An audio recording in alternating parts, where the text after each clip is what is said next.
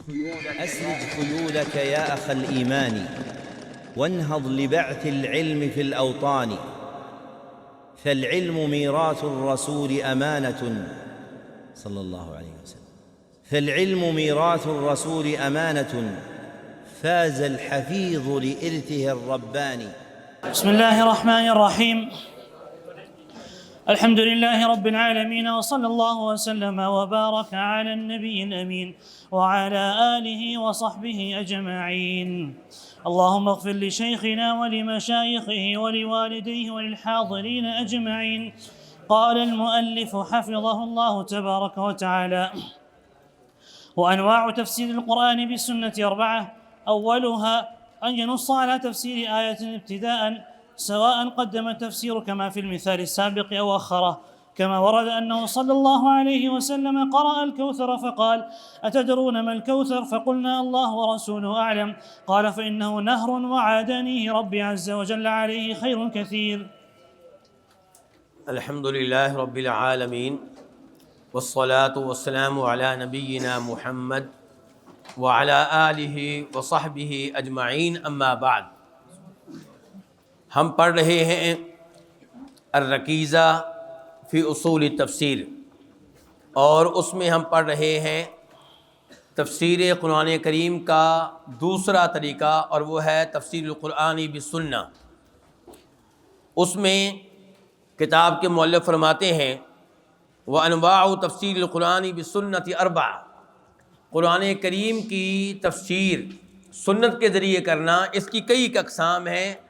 وہ اقسام انہوں نے ذکر کی ہیں 4۔ نمبر 1، ان ینص علی تفسیر آیۃ ابتداء۔ ان ینص کا فاعل کون؟ نبی علیہ الصلوۃ والسلام، کہ نبی علیہ الصلوۃ والسلام کسی آیت کی تفسیر کی صراحت کریں ابتداء، ابتدائی طور پہ۔ کیا مطلب؟ خود ہی، مطلب بغیر سبب، شروع میں، چاہے قدم التفسیر کما فی المثال السابق او اخرہ، چاہے تفسیر کو پہلے ذکر کریں یا بعد میں، لیکن خود ہی آپ نے یہ تفسیر کی ہے۔ چاہے تفسیر کو پہلے ذکر کریں، جیسا کہ گزشتہ مثال میں ہے۔ دیکھیں گزشتہ مثال، جی آیت بعد میں آئی ہے، دیکھ رہے ہیں نا، آیت آخر میں آئی ہے، تفسیر اس سے پہلے ہے۔ یا آپ تفسیر کو بعد میں ذکر کریں، کما وردا، جیسا کہ آیا ہے کہ انہ صلی اللہ علیہ وسلم قال الکوثر، کہ آپ نے تلاوت کی سورہ کوثر کی۔ اچھا، یہ مؤلف جو ہیں قال الکوثر کہہ دیتے ہیں، ساتھ یہ نہیں کہتے قال سورۃ الکوثر۔ اس کی کیا وجہ ہے؟ یہ آپ نے کبھی نہیں بولنا کہ مؤلف کا یہ کہنا ہے کہ میں نے یہ کتاب اس لیے لکھی ہے تاکہ یہ متن بن سکے اور پھر اس کی شرح کی جائے۔ یہ کیا ہو؟ متن، دورات میں بطور متن اس کتاب کو پڑھایا جائے، اس لیے وہ کہتے ہیں کہ میں نے اپنی طرف سے انتہائی اختصار سے کام لیا ہے۔ فقال، تو آپ علیہ السلام نے کہا: اتدرون ما الکوثر، کیا تم جانتے ہو کہ کوثر کیا ہے؟ انا اعطیناک الکوثر، کیا تم جانتے ہو کوثر کیا ہے؟ فقلنا اللہ ورسولہ اعلم، اللہ کے رسول زیادہ علم رکھنے والے ہیں۔ قال فإنہ نہر، تو آپ نے کہا کہ یہ ایک نہر ہے جس کا میرے رب نے مجھ سے وعدہ کیا ہے، یعنی کہ میرا رب مجھے نہر دے گا۔ علیہ خیر کثیر، اس پہ بڑی خیر ہے۔ کس پہ؟ اس نہر پہ۔ اس حدیث کو روایت کی امام مسلم رحمہ اللہ نے۔ اچھا، یہاں پہ سوال یہ ہے کہ پہلے یہاں پہ کیا آیا ہے؟ پہلے سورہ کوثر، اس کی آپ نے تلاوت کی ہے، اور بعد میں آپ نے اس کی تفسیر بیان کی ہے۔ اچھا، انا اعطیناک الکوثر، کوثر کی تفسیر یہی ہے بس؟ جی، اللہ آپ کو جزائے خیر دے۔ کوثر کی تفسیر کیا ہے؟ خیر کثیر۔ کوثر کی تفسیر کیا ہے؟ کیونکہ کوثر کون سا وزن ہے؟ فوعل، بہت زیادہ خیر۔ یہ اس کی پوری تفسیر ہے، التفسیر بالمطابق، باقی یہ نہر، یہ حوض اور یہ جو نبوت آپ کو ملی ہے اور یہ جو مقام محمود آپ کو ملے گا اور یہ جو عظیم صحابہ آپ کو ملے، یہ جنگوں میں جو فتوحات ملی، یہ سب الکوثر کے افراد ہیں، یہ الکوثر کے معنی میں سے معانی ہیں۔ اس کی وضاحت بھی آگے چل کر آئے گی انشاءاللہ۔ جی پڑھیں آگے۔ أحسن الله إليكم. قال وثانيها أن يشكل على الصحابة شيء فيبينه لهم كما في قوله تعالى الذين آمنوا ولم يلبسوا إيمانهم بظلم۔ اچھا، دوسری قسم، یہ دوسری قسم کس چیز کی بیان ہو رہی ہے؟ تفسیر القرآن بالسنہ کی، کہ صحابہ کرام کو کسی چیز میں اشکال ہو جائے، صحابہ کرام پہ کوئی چیز مشکل گزرے، کسی چیز میں ان کو اشکال ہو جائے، تو آپ وہ ان کے لیے بیان کریں، وہ ان کے لیے اس کی وضاحت کریں، جیسا کہ اللہ کے فرمان میں ہے کہ الذین آمنوا ولم یلبسوا ایمانہم بظلم۔ یہاں پہ آپ نے ابتدائی طور پہ تفسیر کی تھی یا پوچھا گیا تھا تو پھر تفسیر کی تھی؟ پوچھا گیا تھا۔ جی شیخ صاحب، جی تو آپ نے اشکال کا ازالہ کرتے ہوئے تفسیر بیان کی۔ جی ہاں۔ أحسن الله إليكم. قال وثالثها أن يتأول القرآن فيعمل بما فيه كما في قوله فسبح بحمد ربك واستغفره۔ جی تیسرے نمبر پہ ان یتأول القرآن، کہ آپ قرآن کی کیا کر رہے ہوں؟ تعویل۔ اللہ کے رسول بھی تعویل کیا کرتے تھے۔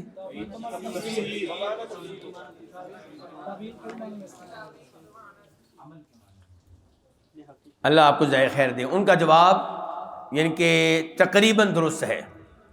تعویل کے دو معنی ہوتے ہیں، ایک معنی کیا ہوتا ہے؟ تفسیر۔ تعویل کا پہلا معنی کیا ہوتا ہے؟ تفسیر، اور دوسرا معنی یہ ہوتا ہے کہ کسی چیز کو حقیقت کا روپ دینا۔ جی امتثال، ٹھیک ہے، کسی چیز کو حقیقت کا روپ دینا، جو حکم دیا جائے اس کے اوپر عمل کرنا، اس کی تعمیل کرنا، تو یہ عملی تفسیر ہو گئی۔ اور جو تفسیر کا تیسرا مفہوم ہے جو آج کل زیادہ مشہور ہے، یہ تعویل کا معنی اللہ کے نبی کے زمانے میں، صحابہ کرام کے زمانے میں نہیں تھا صلی اللہ علیہ وسلم۔ تعویل کا یہ مفہوم بعد میں ایجاد ہوا، اور یہ ایجاد کرنا ٹھیک تھا؟ گناہ؟ کیا کہیں گے؟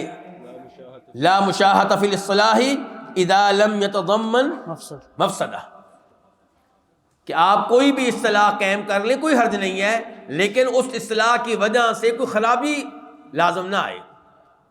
چلیں جی، تو یہاں پہ کیا جی؟ ان یتأول القرآن، کہ آپ قرآن کی تعمیل کر رہے ہوں، قرآن کو حقیقت کا روپ دے رہے ہوں۔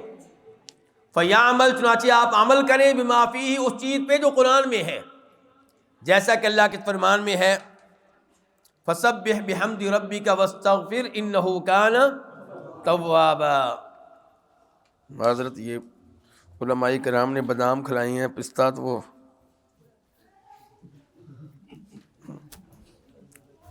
چلیں۔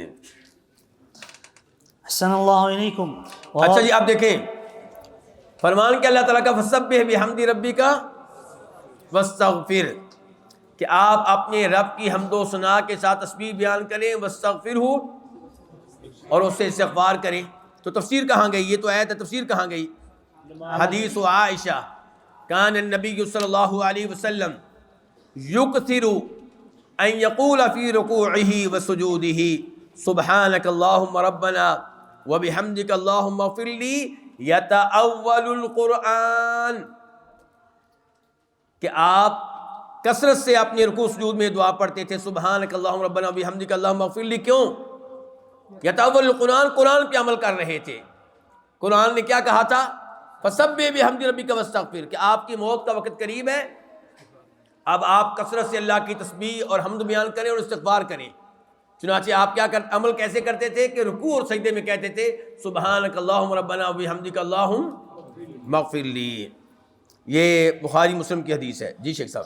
ورابعها أن يسوى الآية في موطن يعرف به معناها مثل قوله في غزوة بدر سيهزم الجمع ويولون الدبر.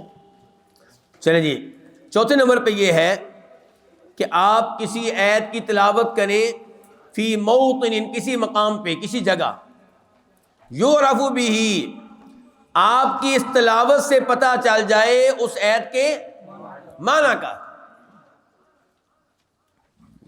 آپ نے صرف آیت کی تلاوت کی ہے، لیکن اس موقع پہ اس کا تلاوت کرنا، اس سے وضاحت ہو جائے کہ اس آیت کا مطلب کیا ہے. اس کی مثال غزوہ بدر کے موقع پہ آپ نے یہ آیت پڑھی تھی، سیہزم الجمع، اس جماعت کو شکست ہوگی. مراد کون؟ کافر، بدر میں جو لڑنے کے لیے آئے تھے. فرمایا اس جماعت کو شکست ہوگی، وَيُوَلُّونَ الدُّبُرَ، اور یہ پیٹھ پھیر کر بھاگیں گے. اچھا، اس بارے میں اب روایت کیا ہے؟ اچھا، یہ آیت کون سی ہے؟ مکی. آیت کون سی ہے؟ اور آیت پڑھی آپ نے غزوہ بدر میں ہے، پڑھی آپ نے غزوہ بدر میں ہے، مدینہ میں آنے کے بعد. تو اس بارے میں روایت کیا ہے میں آپ کے سامنے رکھ دیتا ہوں. اکرمہ روایت کرتے ہیں عمر سے، انہ قال لما نزلت سیہزم الجمع، جب یہ آیت نازل ہوئی، یہ کون کہہ رہے ہیں؟ عمر عبداللہ بن عمر نہیں، عمر کہہ رہے ہیں، دھیان سے. جعلت اقول، تو میں کہنے لگا، ایو جمع یہزم، یہ کون سا لشکر ہے جس کی شکست کی بات ہوئی کہ ان کو شکست ہوگی. فلما کان یوم بدر، جب غزوہ بدر کا موقع تھا، رأیت النبی صلی اللہ علیہ وسلم، تو میں نے نبی علیہ الصلوۃ والسلام کو دیکھا، یتب فی الدرع، آپ زرہ پہن کر کودتے ہوئے باہر نکلے. وَهُوَ يَقُولُ، اور آپ یہ پڑھ رہے تھے، سَيُهْزَمُ الْجَمْعُ وَيُوَلُّونَ الدُّبُرَ. تو پتہ چلا کہ کون سی جماعت ہے جس کی بات ہو رہی تھی. لیکن یہاں پہ مسئلہ یہ ہے کہ عکرمہ لم یسمع بن عمر. بہرحال یہ روایت ہے اس سے، لیکن وَرَوَاهُ الطَّبْرَانِي فِي الْأَوْسَطِ عن قتادہ عن انس ان عمر وفیہ عن عنۃ قتادہ. لیکن کام چل جائے گا، تفسیر میں کام چل جائے گا. تو یہ ہے جناب والا کہ آپ نے اس آیت کی تلاوت کی غزوہ بدر کے موقع پہ، تو جناب عمر فاروق کو پتہ چل گیا کہ اس آیت کی تفسیر کیا ہے، اس کا مطلب کیا ہے، یہ کون سا لشکر مراد ہے. اور اس کی ایک اور مثال بھی کہ بریدہ روایت کرتے ہیں، کان رسول اللہ صلی اللہ علیہ وسلم یخطبنا، کہ نبی علیہ السلام ہمیں خطبہ دے رہے تھے. اذ جاء الحسن والحسین، حسن و حسین آئے، علیہما قمیصان احمران، انہوں نے قمیصیں پہنی ہوئی تھی. قمیصیں کس رنگ کی؟ سرخ رنگ کی. یمشیانی، کس چیز پہ سوار ہو کے آ رہے تھے؟ پیدل آ رہے تھے. وَيَعْثُرَانِ، گرتے پڑتے آ رہے تھے. اللہ آپ کو جزائے خیر دے. فَنَزَلَ رسول اللہ صلی اللہ علیہ وسلم من المنبر، تو آپ علیہ السلام ممبر سے نیچے اتر آئے. فَحَمَلَهُمَا، ان دونوں کو، میرے ساتھ یہ نا علماء کرام جاگ رہے ہیں نا. وَوَضَعَهُمَا بَيْنَ يَدَيْهِ، اٹھانے کے بعد اپنے سامنے لا کر ان کو بٹھا دیا. ثُمَّ قَالَ، پھر فرمایا، صدق اللہ، انما اموالکم واولادکم فتنہ، کہ سوائے اس کے نہیں تمہارے مال اور تمہاری اولاد آزمائش ہیں، ان کے ذریعے تمہارا امتحان ہوتا ہے. فنظرت الی ہذین الصبیین، میں نے ان دو بچوں کو دیکھا، یمشیانی، پیدل چلتے ہوئے آ رہے ہیں، ویعثرانی، گرتے پڑتے آ رہے ہیں. فلم اصبر، مجھ سے صبر نہیں ہو سکا. حتی قطعت حدیثی، حتیٰ کہ میں نے اپنی گفتگو کو کاٹ دیا. ورفعتہما، اور میں نے ان دونوں کو اٹھا لیا. ترمذی، مسند احمد، وصححہ الالبانی رحمہ اللہ. اچھا، یہاں پہ تفسیر کیسے ہو گئی انما اموالکم اولادکم فتنہ، کہ آپ نے آیت پڑھ کے بتا دیا کہ اس انداز سے انسان کا امتحان ہوتا ہے۔ اچھا یہاں پہ امتحان کیا تھا؟ کیا نعوذ باللہ آپ نے اپنی اولاد کی خاطر کوئی گناہ کیا یہاں پہ؟ نہیں، پھر کیا ہوا ہے؟ خیر کا کام جو درس ہو رہا تھا وہ روکنا پڑا ہے، گناہ نہیں ہوا، لیکن خیر کا کام جو ہو رہا تھا اس میں وقفہ آ گیا ہے۔ اس میں کیا آ گیا ہے؟ وقفہ آ گیا۔ کس کی وجہ سے؟ اولاد کی وجہ سے۔ تو آپ نے کہا انما اموالکم اولادکم فتنہ۔ چلے شیخ صاحب جی۔ أحسن الله إليكم. قال وأما النوع الثاني فهو غير الصريح ويسمى تفسير القرآن بالسنة، وهو أن يقوم المفسر بجمع الأحاديث التي يصلح أن تكون تفسيرا للآية، وهو محل اجتهاد ولا يقبل إلا من عالم. وَأَمَّا النَّوْعُ الثَّانِي، دوسری قسم۔ شیخ صاحب کس چیز کی اقسام بیان کر رہے ہیں ہم؟ شیخ صاحب اوپر دیکھیں، ہم اپنی نیچے نہیں دیکھنا۔ ہاں جی، ہاں نہیں وہ شیخ صاحب پیچھے بیٹھے ہوئے ہیں۔ جی بیٹا آپ ہی پیچھے نہ دیکھیں، آپ نہیں بھائی آپ سے پیچھے ہی بیٹھے ہوئے تھے۔ یہ ہاں قرآن کی تفسیر سنت کے ساتھ، ہاں جی قرآن کی تفسیر سنت کے ساتھ یہ ہم پڑھ رہے ہیں، اور ہم نے اس کی پہلے کتنی اقسام پڑھی ہیں؟ 4، اور یہ اقسام تھی کس کی؟ صریح کی۔ اب ہم پڑھنے لگے ہیں غیر صریح۔ اب کیا پڑھنے لگے ہیں؟ غیر صریح۔ تو غیر صریح کہتے ہیں وَيُسَمَّى تفسیر القرآن بسنہ، وَيُسَمَّى تفسیر یعنی کہ یسمہ کا نائب فاعل کیا ہوگا؟ نوع ثانی کہہ لیں یا غیر الصریح کہہ لیں، کہ غیر الصریح کا نام کیا رکھا تھا؟ تفسیر القرآن بالسنہ۔ اوپر صریح کا نام کیا تھا؟ خود اللہ کے نبی نے وہ تفسیر کی ہے علیہ الصلوۃ والسلام۔ اور یہاں پہ یہ ہے کہ میں اور آپ دعویٰ کریں گے کہ یہ حدیث جو ہے فلاں آیت کی کیا بن رہی ہے؟ تفسیر بن رہی ہے۔ وَهُوَ أَن يَقُومَ الْمُفَسِّرُ، اور وہ یہ ہے کہ مفسر جو ہے ان یقوم المفسر بجمع الاحادیث، وہ ان احادیث کو جمع کرے التی یصلح ان تکون تفسیرا للآیہ، جو آیت کی تفسیر بن سکتی ہیں۔ وہو محل اجتہاد، اور یہ کیا ہے؟ یہ اجتہاد کا مقام ہے، یہ اس کا اجتہاد ہے، اور اس میں وہ ٹھیک بھی ہو سکتا ہے اور غلط بھی ہو سکتا ہے۔ ولا يقبل الا من عالم، لیکن بہرحال یہ اسلوب قبول اسی سے کریں گے جو عالم ہوگا۔ علی مرزا جیلمی کامیاب بھی ہو جائے تو اس سے قبول نہیں کیا جائے گا۔ یہ علی مرزا جیلمی کے نام میں کیوں لیتا ہوں؟ تاکہ اس کے ذریعے پوری بات آپ سمجھ جائیں۔ کوئی بھی ایسا شخص جو علی مرزا جیلمی کی طرح تفسیر کرے اور یہ کوششیں کرے، آپ کو وہ حدیث پتہ ہے نا کہ وہ قاضی بھی جہنم میں جائے گا جو فیصلہ کرتا ہے علم کے بغیر، چاہے اس کا فیصلہ درست نکلے، چاہے اس کا فیصلہ کیا نکلے؟ درست نکلے، اٹکل پچو لگ جائے ہو سکتا ہے، لیکن آپ نے یہ حرکت کی کیوں؟ آپ کے پاس جب علم نہیں تھا تو آپ نے یعنی کہ ایسے تجربات کرنے کے لیے اللہ کے کلام کو چنا ہے۔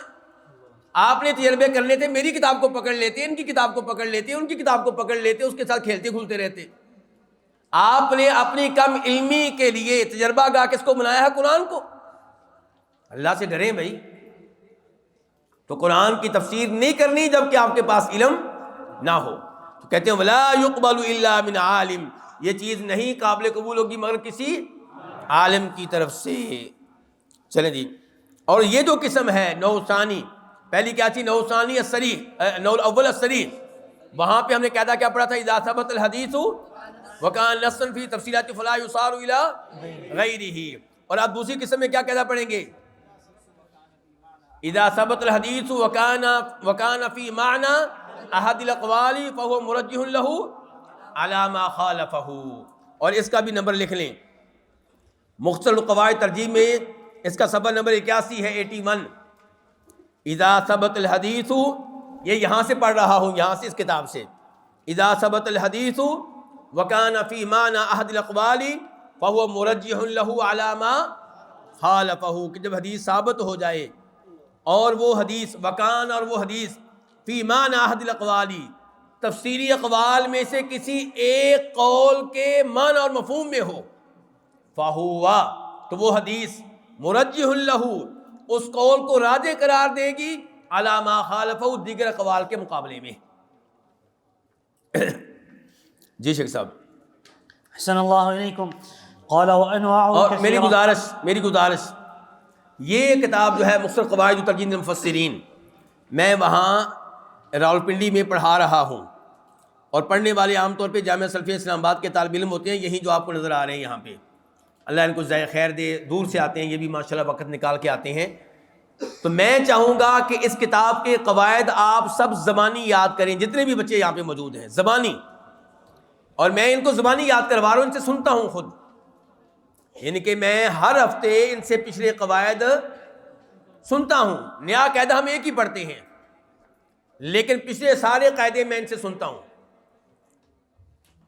اسی لیے یہ بھول نہیں رہے، اب ان کو انشاءاللہ یاد ہے، اور آئندہ سنتا رہوں گا بھی ان سے۔ تو میں ان کو بتایا کرتا ہوں کہ یہ قواعد آپ کے ساتھ چلنے ہیں قبر میں جانے تک، اور یہ صرف قرآن کی تفسیر میں آپ کے کام نہیں آئیں گے، دورات میں آپ کے کام نہیں آئیں گے، یہ آپ کے کام آئیں گے دیگر علوم میں بھی۔ ان میں سے کئی قواعد ایسے ہیں جن کا تعلق حدیث کی شرح سے بھی ہوتا ہے، لغت سے ہوتا ہے، اصول الفقہ سے ہوتا ہے، تو اس لیے یہ قواعد ہمیں یاد کرنے چاہیے۔ ہم جو اہل الحدیث ہیں، ہمارے بارے میں لوگوں میں مشہور ہے کہ یہ قواعد کے لحاظ سے کورے ہوتے ہیں، اور یاد رکھیے گا ہمیں ضرورت ہے قواعد کو یاد کرنے کی، لیکن ہم میں اور دوسروں میں فرق کیا رہے گا؟ ہم اور دوسروں میں فرق یہ رہے گا کہ ہمارا قاعدہ اگر کسی حدیث سے ٹکرا دے تو ہم قاعدے کو پیچھے کر لیتے ہیں، ہم کہتے ہیں یہاں پہ حدیث چلے گی، قاعدہ نہیں چلے گا، وہ کہتے ہیں قاعدہ ہمارا نہیں ہلے گا، حدیث کو ہلا دو، قاعدہ ہمارا آگے پیچھے نہیں ہوگا، حدیث کے آگے پیچھے کر دو، ٹھیک ہے، یہ ہم میں ان میں فرق رہے گا، لیکن قواعد کو یاد کرنے کی ضرورت ہے، ورنہ آپ کے علم میں پختگی نہیں ہوگی۔ قواعد یاد نہیں ہوں گے تو آپ کے علم میں پختگی نہیں ہوگی۔ کوشش کریں ہر فن میں کوئی نہ کوئی ایسی کتاب آپ کو یاد ہو، اور وہ آپ کا مصدر ہو۔ مثال کے طور پہ یہی کتاب ہے، میں نے ان بچوں سے کہا ہوا ہے کہ جتنے قواعد آپ نے یاد کیے ہیں، ہر قاعدے کے آخر میں ایک مثال مؤلف نے دی ہے، آپ کو جب بھی کوئی نئی مثال ملے ادھر ہی لکھ دیں، اشارہ کر دیں، بس آپ اشارہ کر دیں، مثال کے طور پہ انظر تفسیر ابن کثیر المجلد الثانی صفحہ 100، یعنی کہ وہاں پہ بھی ایک مثال موجود ہے۔ تو اس انداز سے انشاءاللہ آپ ایک اچھے مفسر بن سکیں گے، اور قرآن کریم کی اہمیت سارے علوم سے بڑھ کر ہے۔ اگرچہ ہمارے ہاں انداز کیا ہے کہ صحیح بخاری، صحیح مسلم، سنن ابن ماجہ، ترمذی وغیرہ، ان کی اہمیت یوں لگتا ہے کہ جیسے قرآن سے بھی پڑھائی کے لحاظ، عمل کے لحاظ سے ہم ایسا نہیں کرتے، الحمدللہ عمل کے لحاظ سے ہم زیادہ آگے کس کو رکھتے ہیں؟ غلطی کر گئے نا مجھے معلوم تھا آپ کو غلطی کریں گے، اسی لیے میں نے اسی طرح پوچھ لیا۔ عمل کے لحاظ سے ہم کس کو آگے رکھتے ہیں؟ دونوں کو برابر۔ ہم ان میں سے نہیں ہیں جن کا موقف یہ ہے کہ پہلے قرآن پھر حدیث، نہیں، ہمارا موقف اطیعوا اللہ و اطیعوا الرسول، اطیعوا اللہ ثم اطیعوا الرسول نہیں ہے، اطیعوا اللہ ثم اطیعوا الرسول نہیں ہے۔ عمل کے لحاظ سے، شریعت ہونے کے لحاظ سے قرآن و حدیث کا درجہ ایک جیسا ہے، ہاں معجزہ ہونے کے لحاظ سے، نماز میں تلاوت کرنے کے لحاظ سے، ان امور کے لحاظ سے قرآن آگے ہے، لیکن ہمارے مدارس میں جب پڑھانے کی باری آتی ہے تو تب حدیث اوپر ہوتی ہے، قرآن نیچے رہ جاتا ہے۔ یہ کام نہیں ہونا چاہیے، قرآن کو اہمیت دیجئے، قرآن کریم کے ساتھ اپنے آپ کو جوڑ لیجئے۔ تو یہ قواعد انشاءاللہ آپ نے یاد کرنے ہیں۔ کتاب کا نام کیا ہے؟ مختصر القواعد ترجیح عند المفسرین۔ چلیں جی، وانواعه کثیرہ۔ جی شیخ صاحب۔ قال منها بيان التأكيد كقوله صلى الله عليه وسلم لا يحل مال امرئ مسلم إلا بطيب نفس منه فإنه موافق لقوله لا تأكلوا أموالكم بينكم بالباطل وهذا كثير۔ چلیں جی، پہلی قسم جی غیر صریح قرآن کی تفسیر سنت کے ذریعے تاکید کا بیان، یعنی کہ بیان تاکید والا۔ کون سا بیان؟ تاکید۔ سنت قرآن کو بیان کرے گی، اور یہ بیان کون سا؟ تاکید والا، یعنی کہ وہی بات جو قرآن میں آئی ہے وہی بات حدیث میں، جو بات قرآن میں آئی ہے وہی بات حدیث میں۔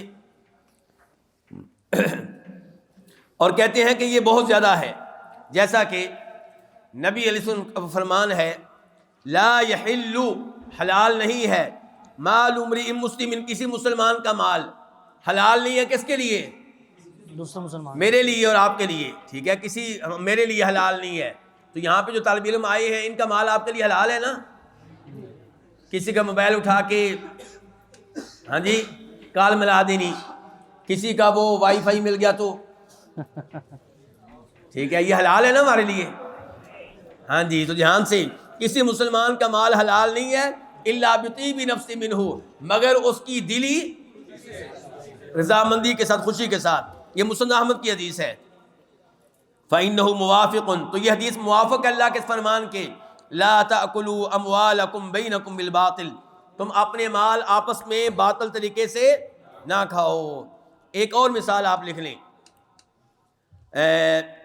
اللہ تعالیٰ کا فرمان ہے کلا لا تطعہ واسجد واقترب، آپ سجدہ کریں اور اللہ کے قریب ہوں. کس کے ذریعے قریب ہوں؟ سجدے کر کے.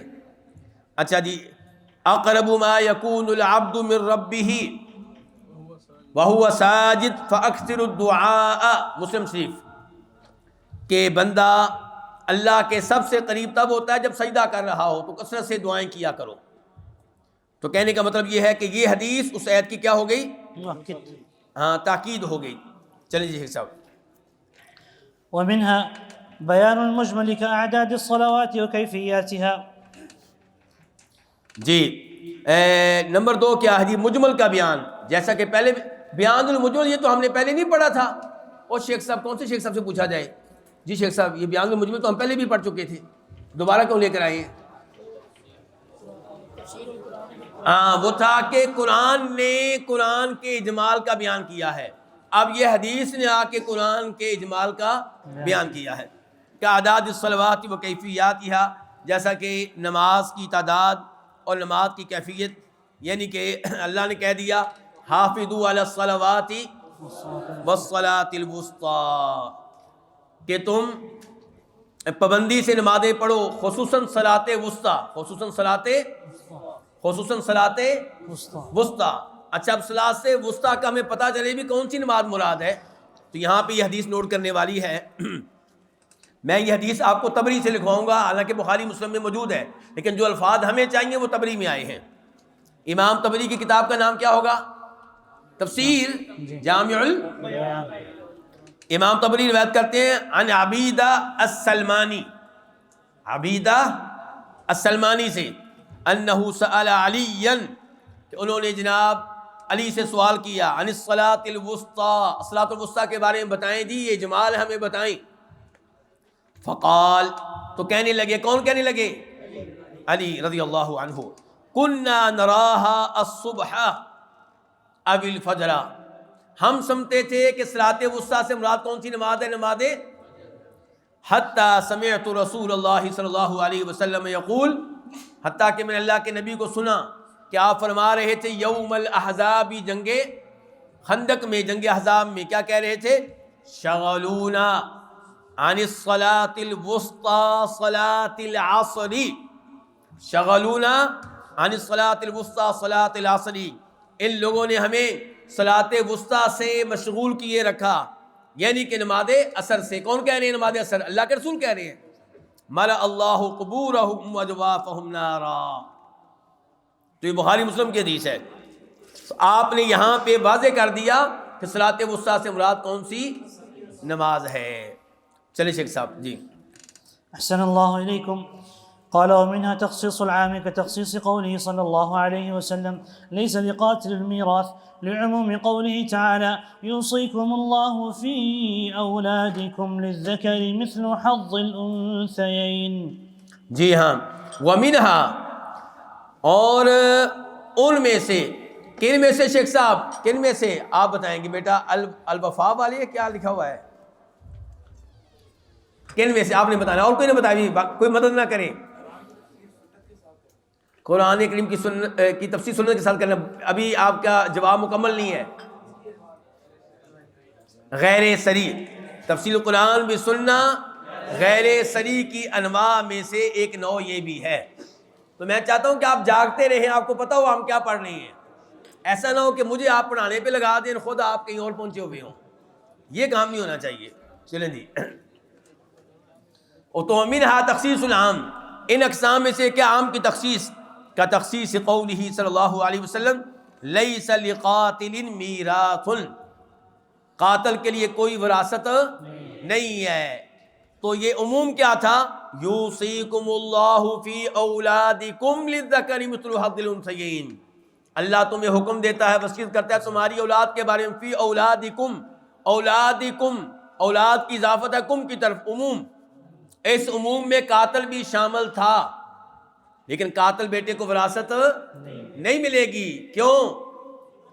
اللہ کے نبی نے بتا دیا، سنت نے تخصیص کر دی صلی اللہ علیہ وسلم، لیس لقاتل میراث لا یرث لا، اور ایک اور تخصیص، لا یرث المسلم الکافر والکافر مسلم۔ یوصیکم اللہ فی اولادکم، تخصیص نمبر 1 کہ قاتل وارث نہیں بنے گا، تخصیص نمبر 2 کافر بھی وارث نہیں بنے گا، تخصیص نمبر 3 غلام نہیں بنے گا، لیکن وہ سنت کے ساتھ نہیں ہے، آپ سب وہ سنت کے ساتھ نہیں ہے، اس کی دلیل اور ہے اجماع وغیرہ، ٹھیک ہے جی۔ تیسری چیز بتائیں، جلدی کریں۔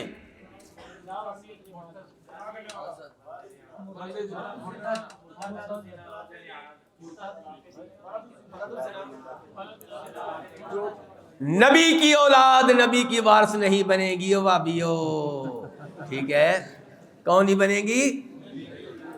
کیا کہا تھا آپ نے؟ ما ترکنا صدقہ، لا نورث ما ترکنا صدقہ۔ تو نبی کی اولاد کی بھی تخصیص ہو گئی، وہ بھی سنت کے ذریعے ہوئی ہے۔ اچھا، اب یہاں پہ دیکھیے، اتنی احادیث نے اس آیت کی تخصیص کی ہے، تخصیص کرنے والی حدیث ہے، اور ہمارے دوست کہتے ہیں حدیث کا مرتبہ قرآن سے نیچے ہے۔ نیچے ہے تو تخصیص کیسے ہو گئی؟ اور نیچے ہے تو تخصیص کیسے ہو گئی؟ کہیں کہیں پہ اڑ جاتے ہو، کہیں کہیں پہ اڑ جاتے ہو، کہتے ہیں امام کے پیچھے فاتحہ نہیں پڑھے گا کیونکہ قرآن نے کہہ دیا وَإِذَا قُرِئَ الْقُرْآنُ، حالانکہ اس کا ایسے کوئی تعلق نہیں، میں پہلے بتا چکا ہوں آپ کو، لیکن مان لیں، کہتے ہیں نہیں جی حدیث جو ہے یہ قرآن کے مقابلے میں نہیں آ سکتی، تو یہاں پہ بھی کہتے ہیں نا، اور یہاں پہ بھی تو کہتے ہیں نا، لیکن یہاں پہ ہمارے ساتھ کھڑے ہیں، رافضیوں کے مقابلے میں ہمارے ساتھ کھڑے ہیں، کیا کہ نبی کی اولاد نبی کی وارث نہیں بنتی صلی اللہ علیہ وسلم۔ چلیں جی شیخ صاحب۔ أحسن الله إليكم. قال ومنها تقييد المطلق كتقييد قوله تعالى والسارق والسارقة فاقطعوا أيديهما بأن تكون اليمنى ومن مفصل الكف وأن تبلغ السرقة النصاب كما جاءت بذلك السنة. ومنها، اور ان میں سے، یہ دونوں شیخ صاحب جو باتیں کر رہے ہیں یہ بتائیں گے جی بیٹا، ومنها کے بارے میں بتانا آپ دونوں نے جی جی احسن تھا۔ اس کے انواع، تفسیر القرآن بالسنہ غیر صریح کی انواع میں سے ایک نوع یہ بھی ہے۔ آپ اندازہ کریں کہ شیخ صاحب گفتگو کر رہے تھے پھر بھی درست جواب دیا ہے، اگر گفتگو نہ کر رہے ہیں تو پھر کیا بنے گا ان کے علم کا؟ ٹھیک ہے، چلیں جی۔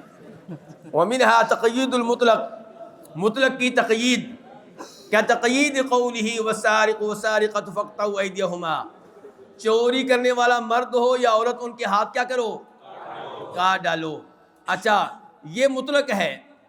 بِأَن تَكُونَ الْيُمْنَى فَاقْطَعُوا أَيْدِيَهُمَا، أَيْدِيَهُمَا مطلق ہے، کون سا ہاتھ؟ کوئی تقیید نہیں، کوئی بھی ہاتھ کاٹ دے، لیکن اس کی تقیید ہو گئی بِأَن تَكُونَ الْيُمْنَى کہ دایاں ہاتھ ہو، وَمِن مَفْصِلِ الْكَفِّ اور ہتھیلی والے جوڑ سے ہو۔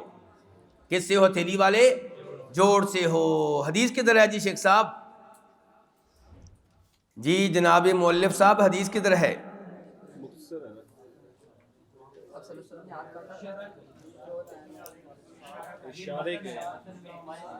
جی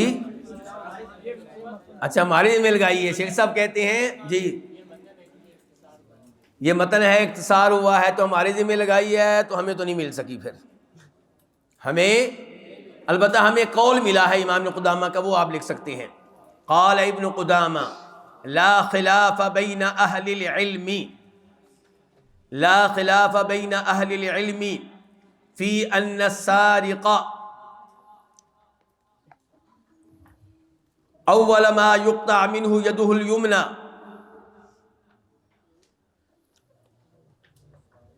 من مفصل الکف وهو الکوع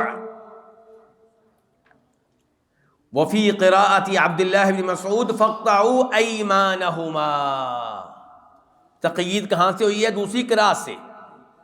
تقیید کہاں سے ہوئی ہے؟ دوسری قراءت سے. اور ادھر اجماع مل گیا ہمیں، ایک اجماع مل گیا اور ایک کیا مل گئی؟ قراءت. اچھا جی، کہتے ہیں وَهَذَا وَإِنْ كَانَ قِرَاءَةً وَإِلَّا فَهُوَ تَفْسِيرٌ. وَقَدْ رُوِيَ عَنِ الصِّدِّيقِ وَعُمَرَ أَنَّهُمَا قَالَا إِذَا سَرَقَ السَّارِقُ فَاقْطَعُوا يَمِينَهُ مِنَ الْكُوعِ وَلَا مُخَالِفَ لَهُمَا مِنَ الصَّحَابَةِ.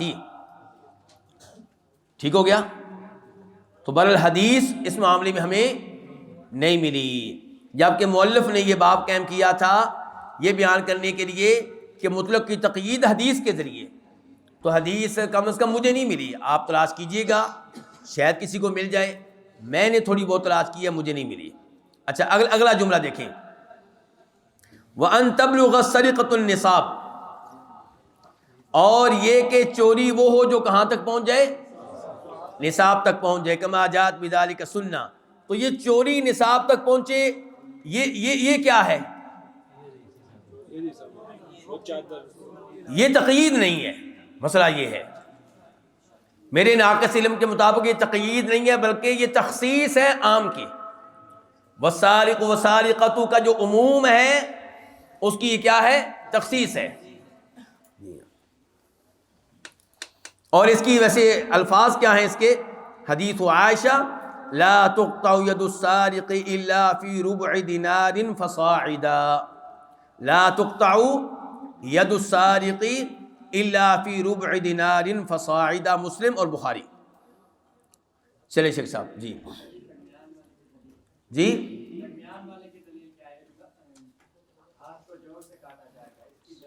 وہی ابو بکر عمر کا جو قول ابھی اوپر آپ نے پڑھا فَاقْطَعُوا يَمِينَهُ مِنَ الْكُوعِ وَلَا مُخَالِفَ لَهُمَا مِنَ الصَّحَابَةِ. چلیں جی أحسن الله إليكم. قال ومنها إيضاح المشكل كما في قوله وإذا الأرض مدت. قال يجمع الله الناس الأولين والآخرين في صعيد واحد يسمعهم الداعي وينفذهم البصر. جی ہاں، ومنها اور ان میں سے، یعنی کہ تفسیر قرآن بھی سننا اور اس کی قسم کون سی؟ غیر صریح. اس کی جو انواع ہے ان میں سے کیا؟ ایضاح المشکل، وہ چیز جس میں اشکال ہو، جس کو سمجھنے میں اشکال ہو، اس کی وضاحت. وضاحت کون کرے آ کے؟ حدیث، اللہ کے نبی علیہ الصلوۃ والسلام. کما فی قولہ، جیسا کہ اللہ تعالیٰ کا یہ فرمان ہے کہ وَإِذَا الْأَرْضُ مُدَّتْ.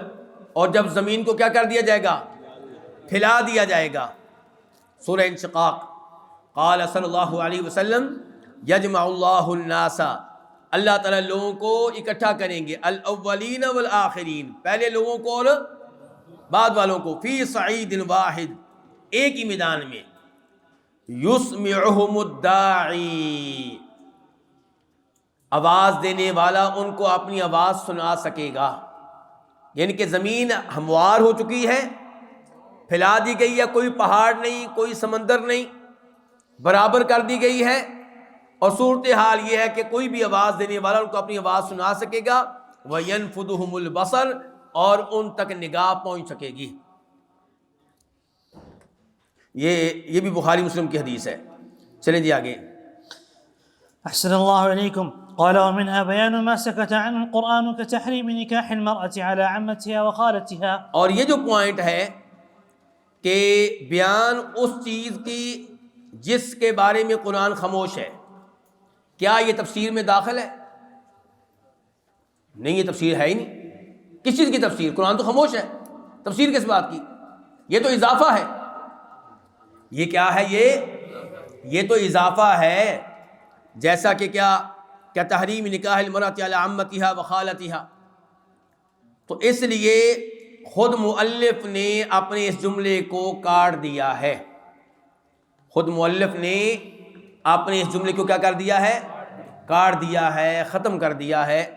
چلیں جی آگے چلیں جی شیخ صاحب. جی أحسن الله إليكم. قال والكتب المصنفة في تفسير القرآن بالسنة بنوعيه على صنفين. اچھا، یہاں سے آپ کا ایک اور مسئلہ بھی حل ہو جانا چاہیے. آپ لوگوں کا ایک اور مسئلہ بھی حل ہو جانا چاہیے. بخاری شریف پڑھنے والے بخاری پڑھتے ہیں اور دیگر کتب بھی آپ پڑھتے ہیں. یار گفتگو آپ کی جاری رہتی، مزہ نہیں آ رہا. اچھا، اس میں کیا ہوتا ہے؟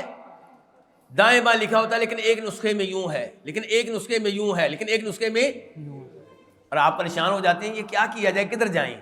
تو معاملہ یہی ہوتا ہے کہ مؤلف نے کتاب لکھی، اس کے بعد مؤلف صاحب زندہ رہے 20 سال 30 سال 40 سال، اور یہ کتاب اللہ کی تو ہے نہیں کہ تبدیلی نہ ہو، انسان کی ہے. انسان کو روز اپنے عیب نظر آتے ہیں. یہاں پہ یہ جملہ نہیں وہ جملہ بہتر ہے، یہ لفظ نہیں وہ لفظ بہتر ہے، تو پھر وہ تبدیلی کرتا رہتا ہے. اب کچھ شاگرد وہ ہوتے ہیں جنہوں نے یہ کتاب اس امام سے پڑھی ہوتی ہے اس کی شروع کی زندگی میں، ان کے پاس وہی نسخہ ہوتا ہے. کچھ لوگوں نے درمیان میں پڑھی ہے، کچھ لوگوں نے آخر میں پڑھی ہے. تو اسی لیے پھر وہ تبدیلیاں ہوتی رہتی ہیں. اس لیے زیادہ پریشان نہیں ہونا چاہیے کہ ایسا کیوں ہوتا ہے. ایسا ہونے کی وجہ یہ ہوتی ہے. چلیں جی. اچھا جی، والکتب المصنفہ فی تفسیر القرآن بالسنہ. پہلے ہم نے 3 کتابیں پڑھی تھیں، بلکہ 4. تفسیر القرآن بالقرآن کے موضوع پہ. ان میں سے کسی ایک کا نام بتائیں شیخ صاحب. تفسیر میں کثیر، اللہ کو جزائے خیر دے. جی شیخ صاحب کوئی ایک بتا دیں. جو میرے قریب بیٹھے ہیں کو فائدہ تو ہونا چاہیے نا. نہیں تفسیر طبری نہیں. جی اضواء البیان. جی مفاتیح الرضوان. جی تفسیر القرآن بکلام الرحمن ثناء اللہ محمد سلیم. جی تو آپ میرے ساتھ ہیں کہ سو رہے ہیں؟ میں بڑی کوشش کر رہا ہوں آپ کو جگانے کی اپنی طرف سے. اب پتہ نہیں آپ جاگ رہے ہیں کہ سوئے ہوئے ہیں. کسی نے کہا تھا کہ جو سو رہے ہیں انہیں جگانا آسان ہے، جو جاگ رہے ہیں انہیں جگانا بہت مشکل ہے. جو سو رہے ہیں ان کو جگانا پھر بھی آسان ہے، اور جو جاگ رہے ہیں ان کو جگانا بہت مشکل ہے. میں کوششوں میں لگا ہوا ہوں بہرحال. چلیں جی، اب بیان کرنے لگے ہیں وہ کتب جو لکھی گئی ہیں تفسیر القرآن بالسنہ کے موضوع پہ. اچھا جی، بنوعیہ، دونوں اقسام سمیت. کون کون سی اقسام شیخ صاحب؟ نہیں وہ شیخ صاحب سے میرا سوال تھا، آپ نے تو شیخ صاحب کا فائدہ کر دیا ہے. میں شیخ صاحب پہ چھاپا مارا تھا. جی تو پہلا کیا ہے؟ سری، اور دوسری قسم کیا ہے؟ غیر سری. علی صنفین، ان کی 2 قسمیں ہیں. جی شیخ صاحب. جی أحسن الله إليكم. الأول من اقتصر على رواية المأثور دون زيادة كعبد الرزاق وابن مردويه وعبد بن حميد وابن أبي حاتم وابن المنذر، وكلها مسندة، والثلاثة الأخيرة مع الطبري لا يكاد يشذ عنها شيء من التفسير المرفوع والموقوف والمقطوع كما قال ابن حجر. ومنها الدر المنثور للسيوطي، وهو مجرد من الأسانيد ومختصر من كتابه المفقود ترجمان القرآن. چلیں جی. الاول، پہلی قسم کس چیز کی شیخ صاحب؟ کھانسی والے شیخ صاحب. جی اللہ آپ کو صحت دے. جی اللہ آپ کو جزائے خیر دے. اس کی پہلی قسم یعنی کہ وہ کتب جو تفسیر القرآن بالسنہ کے موضوع پہ ہیں، ان کی پہلی قسم من اقتصر علی روایت المأثور دون زیادہ، وہ کتابیں جن کے مؤلفین نے اکتفا کیا ہے علی روایت المأثور، معصور کو روایت کرنے پہ، اللہ کے نبی کی تفسیر کو روایت کرنے پہ، صحابہ کرام کی تفسیر کو روایت کرنے پہ، تابعین کی تفسیر کو روایت کرنے پہ، دون زیادت، بغیر کسی اضافے کے، اپنی رائے نہیں. اللہ کے نبی نے یہ کہا علیہ السلام، اللہ کے نبی کے صحابی عبداللہ بن عباس نے یہ کہا، اکرمہ نے یہ کہا، مجاہد نے یہ کہا، وغیرہ وغیرہ. کا عبد الرزاقی، پہلی تفسیر کیا ہے؟ امام عبد الرزاق کی تفسیر، جو فوت ہوئے 211 ہجری میں. آپ کے سامنے مؤلف نے ان کی تاریخ وفات لکھ دی ہے، اور ان کی تفسیر مطبوع ہے، 4 جلدوں میں ہے. یہ مطبوع بتانے کا مقصد کیا ہے کہ یہ جلد از جلد آپ کی لائبریری میں پہنچ جائے. اور پڑھیں شیخ ارشاد حفظہ اللہ، کیسی مشکل سے انہوں نے کتابیں اکٹھی کی. وہ کوئی ہم سے زیادہ امیر نہیں تھے شیخ ارشاد. آج بھی ہو سکتا ہے ہم سے زیادہ امیر نہ ہوں. کیوں جی؟ شیخ ارشاد عصری حافظہ اللہ اور شیخ ارشاد الحق جی عصری حافظہ اللہ اور دیگر ہمارے مشائخ پرانے، ان کو مال کے لحاظ سے ہم سے آگے نہیں تھے، لیکن ان کی توجہ موبائل کی بجائے کس کے اوپر تھی؟ کتابوں کے اوپر تھی. مسئلہ یہ ہے پیسے جتنے کو ہمارے پاس ہیں اس سے کہیں کم ان کے پاس ہوتے تھے، لیکن جو کسی کی ہمت ہو، جو کسی کا ارادہ ہو، جو کسی کا مقصود ہو، توجہ ادھر ہوتی ہے. آگے جی وبنی، آگے کیا پڑھا شیخ صاحب نے؟ وبنی مردوی، اور کیا پڑھ سکتے ہیں؟ مردو، یا اللہ آپ کو جزائے خیر دے. اچھا، اور یہ فوت ہوئے ہیں 414 لکھا ہوا ہے، لیکن جو مجھے ملا ہے نا وہ 410 ہے، 410 ہجری. اور ان کی تفسیر جو ہے مفقود ہے. ان کی تفسیر کیا ہے؟ مفقود ہے. البتہ امام ذہبی رحمہ اللہ نے یہ لکھا ہے صاحب التفسیر الکبیر، صاحب التفسیر الکبیر. اچھا آگے عبد بن حمید، اور ان کی تفسیر بھی کیا ہے؟ مفقود ہے، فوت ہوئے 249 ہجری میں. آگے ابن ابی حاتم، ان کی تفسیر چھپی ہوئی ہے، موجود ہے، ٹھیک ہے. پہلے ایڈیشن میں کچھ کمی تھی، کوئی نقص تھا، جو نیا ایڈیشن آیا ہے اس میں سنا ہے کہ وہ نقص زائل ہو گیا ہے. یہ 327 ہجری میں فوت ہوئے ہیں. البتہ امام ابن ابی حاتم تھوڑی بہت تبصرہ کر دیتے ہیں، کسی کسی روایت پہ تھوڑا بہت تبصرہ کر دیتے ہیں. آگے جی تفسیر ابن المنذر 318 ہجری میں فوت ہوئے. ان کی تفسیر بھی مفقود ہے، کچھ حصہ موجود ہے، میرے پاس بھی ان کی تفسیر میں سے 2 جلدیں موجود ہیں. چلیں آگے وَكُلُّهَا مُسْنَدَةٌ، یہ ساری تفاسیر کون سی ہیں؟ سندوں کے ساتھ ہیں. یہ ساری جو ان میں تفسیری روایات آئی ہیں وہ سندوں کے ساتھ آئی ہیں. وَالثَّلَاثَةُ الْأَخِيرَةُ، اور 3 آخری تفسیریں کون کون سی؟ عبد بن حمید، ابن ابی حاتم المنذر، مع الطبری، چوتھے نمبر پہ ساتھ کس کو ملا لیں؟ امام طبری کی تفسیر کو. لا یکاد یشذ، یشذ دونوں طرح پڑھ سکتے ہیں، لا یکاد یشذ عنہا شیء من التفسیر المرفوع والموقوف المقطوع. یہ 4 کتابیں آپ کے پاس ہوں تو بہت کم کوئی روایت ہے جو آپ سے چھوٹے گی. لا یکاد یشذ عنہا شیء من تفسیر، چاہے وہ روایت مرفوع ہو، چاہے موقوف ہو، چاہے مقطوع ہو. یعنی کہ اگر یہ 4 تفسیریں آپ کے پاس موجود ہیں تو اللہ کے نبی علیہ السلام کی ساری تفسیر آپ کے پاس موجود ہوگی، صحابہ کرام کی ساری ہوگی، تابعین کی ساری ہوگی آپ کے پاس. بہت کم روایات آپ سے چھوٹیں گی. اور یہ دعویٰ میں نے نہیں کیا، نہ مؤلف نے کیا ہے، کما قال ابن حجر. وہ دعویٰ کر سکتے ہیں، وہ کر سکتے ہیں کیونکہ صاحب علم ہیں. تو یہ ان کا دعویٰ ہے، یہ ان کا کہنا ہے. ٹھیک ہو گیا علماء کرام؟ اچھا یہاں پہ کتنی تفسیریں ذکر کی انہوں نے ٹوٹل؟ گن کے بتائیں مجھے ذرا. نہیں ٹوٹل اس قسم میں الاول میں 6.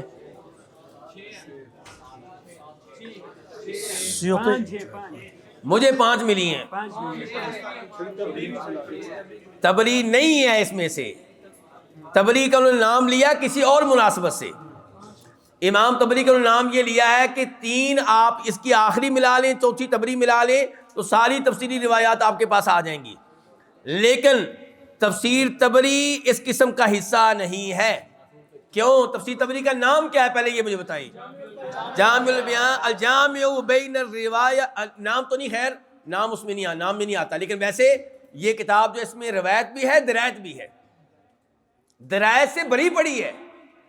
امام تبری تو ٹھیک ٹھاک تبصرے کرتے ہیں، کبھی اس کو راجے، کبھی اس کو راجے، کبھی وہ اشعار لے کر آئیں گے، کبھی کسی اصول تفسیر لے کر آئیں گے، کبھی قواعد تفسیر لے کر آئیں گے. کسی کو مرجو قرار دے رہے ہوں گے، کسی کو راجے قرار دے رہے ہوں گے، راجے قرار دے رہے ہوں گے. اس لیے کچھ علماء نے، جیسے کہ تفسیر مفسرون والے نے بھی شاید امام تبری کو تفسیر بالمعصور میں شامل کیا ہے، تو یہ اس لحاظ سے درست نہیں ہے کہ اس میں صرف معصور نہیں ہے، صرف معصور نہیں ہے. امام تبری تو ماشاءاللہ امام ہے. اور یاد رکھیے گا وہ ائمہ جن کی کتب ہم تک پہنچی ہیں، جن کی تفسیری کتب ہم تک، ان میں کوئی بھی امام تبری سے آگے نہیں ہے. امام تبری امام ہے، امام تبری امام ہیں. اور ان کی تفسیر بھی ابھی آپ نے لینی ہے. کتنی جلدیں؟ صرف کوئی 28 کو ہیں، زیادہ نہیں ہے. کتنی ہے؟ 28 ہیں، صرف 28 ہیں. ٹھیک ہے. ہو سکتا ہے جب آپ کی شادی ہونے لگے تو آپ یہ اعلان کر دیں جی میں سادہ شادی کروں گا، ابا جی جو شادی پہ پیسے لگانے ہیں مجھے دیں، میں تفسیر تبری خرید لیتا ہوں. ممکن ہے، ممکن ہے ایسا ہو جائے. ٹھیک ہے.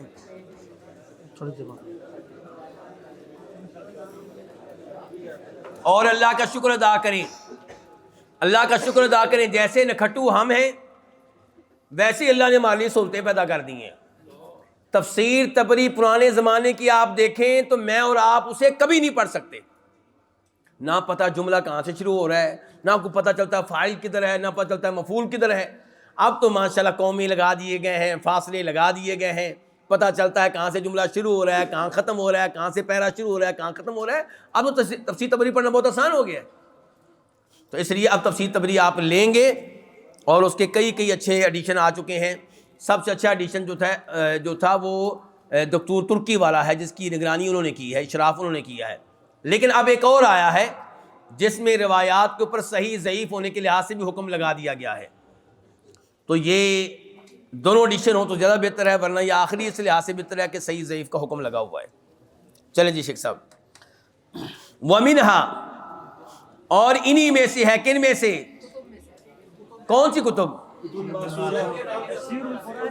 ہاں یہ پہلی قسم چل رہی ہے جنہوں نے صرف معصور کے اوپر اکتفا کیا ہے. ان میں سے کتاب الدر المنصور للسیوطی، اور امام سیوطی فوت ہوئے 911 ہجری میں. اچھا جی ان کی کتاب آپ نے الگ کیوں ذکر کی ہے؟ تو مؤلف کہتے ہیں میں بتاتا ہوں کیوں میں نے الگ ذکر کی ہے. کہتے ہیں اس لیے کہ وَهُوَ مُجَرَّدٌ مِنَ الْأَسَانِيدِ، یہ سندوں سے خالی ہے. وَمُخْتَصَر، اور یہ مختصر ہے من کتابہ، ہی کون؟ امام سیوطی کی ایک اور کتاب کا یہ اختصار ہے اور وہ مفقود ہے، اس کا نام ہے ترجمان القرآن. ترجمان القرآن جو ہے ان کی یہ لمبی کتاب ہے. ٹھیک ہے. اس سے اختصار کیا انہوں نے الدر المنصور کے نام سے.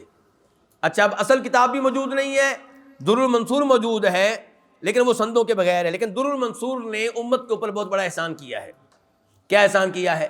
کہ وہ کتابیں پیچھے جو آپ پڑھ رہے تھے مفقود ہیں. عقب بن حوید کی مفقود ہے، ابن مردویہ کی مفقود ہے. وہ ساری روایات چاہے سندوں کے بغیر آپ کو مل جائیں گی. کہاں مل جائیں گی؟ در المنصور میں مل جائیں گی آپ کو. چلیں. اچھا اب ایک موسوعہ آیا ہے. موسوعہ سمجھتے ہیں نا؟ انسائکلوپیڈیا. تو موسوعۃ التفسیر بالمعثور، یہ اس کو شائع کیا ہے معہد الامام شاطبی جدہ. معہد الامام شاطبی جدہ. اس میں ساری روایات انہوں نے جمع کر دی ہیں. اچھا اور اس کی جلدیں ہیں تقریباً 24، اور اس کے اوپر اشراف کیا ہے تقریباً ڈاکٹر مساعد طیار نے. کئی طالب علم جو ہے نا وہ جب میں 24 کا نام لیتا ہوں تو ایسے دیکھ رہے ہیں کہ جیسے ہم یہ کتاب لے سکتے ہی نہیں. آپ کیوں یہ سوچتے ہیں؟ آپ کا عزم بلند کیوں نہیں ہے؟ کیا اللہ کی رحمت وسیع نہیں ہے؟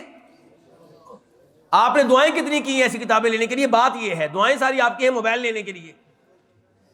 جب آپ ارادہ کریں گے، عزم کریں گے تو اللہ یہ کتابیں آپ کے گھر میں بھیجے گا انشاءاللہ. پہلے آپ کے اندر یہ طرف تو پیدا کریں، شوق تو پیدا کریں. اللہ کو دکھائیں کہ یا اللہ میں شوق رکھتا ہوں تیرے قرآن کو سمجھنے کا. اللہ کو بتائیں گے. جب آپ اللہ کو بتائیں گے تو انشاءاللہ جب آپ کہیں گے نا موسیٰ علیہ السلام کی طرح ربی انی لما انزلت الی من خیر فقیر، یا اللہ مجھے بیوی تو نہیں مجھے کتاب چاہیے، تو اللہ دے گا انشاءاللہ. بیوی ویسے ہی مل جائے گی، دعا کے بغیر انشاءاللہ مل جائے گی آپ کو. وہ انشاءاللہ آپ چونکہ طالب علم ہے دین کے. اور میں نے سنا ہے ایک مدرسے میں ایک طالب علم میری طرح نکھٹو تھا، لیکن اس کے کمرے میں فتح الباری پڑی ہوئی تھی تو ایک صاحب نے اس کو بیٹی کا رشتہ دے دیا تھا.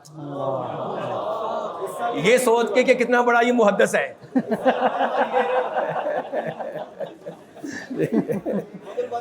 اچھا ماشاء اللہ. چلیں جی چلیں شیخ صاحب وثانی. جی شیخ صاحب پڑھیں جی. أحسن الله إليكم. والثاني من ذكر ما يتعلق بالآيات من لغة وقراءات وفقه ونحوها كابن جرير وابن كثير وهو أبلغها في تقصي الأحاديث المرفوعة. چلیں رک جائیں.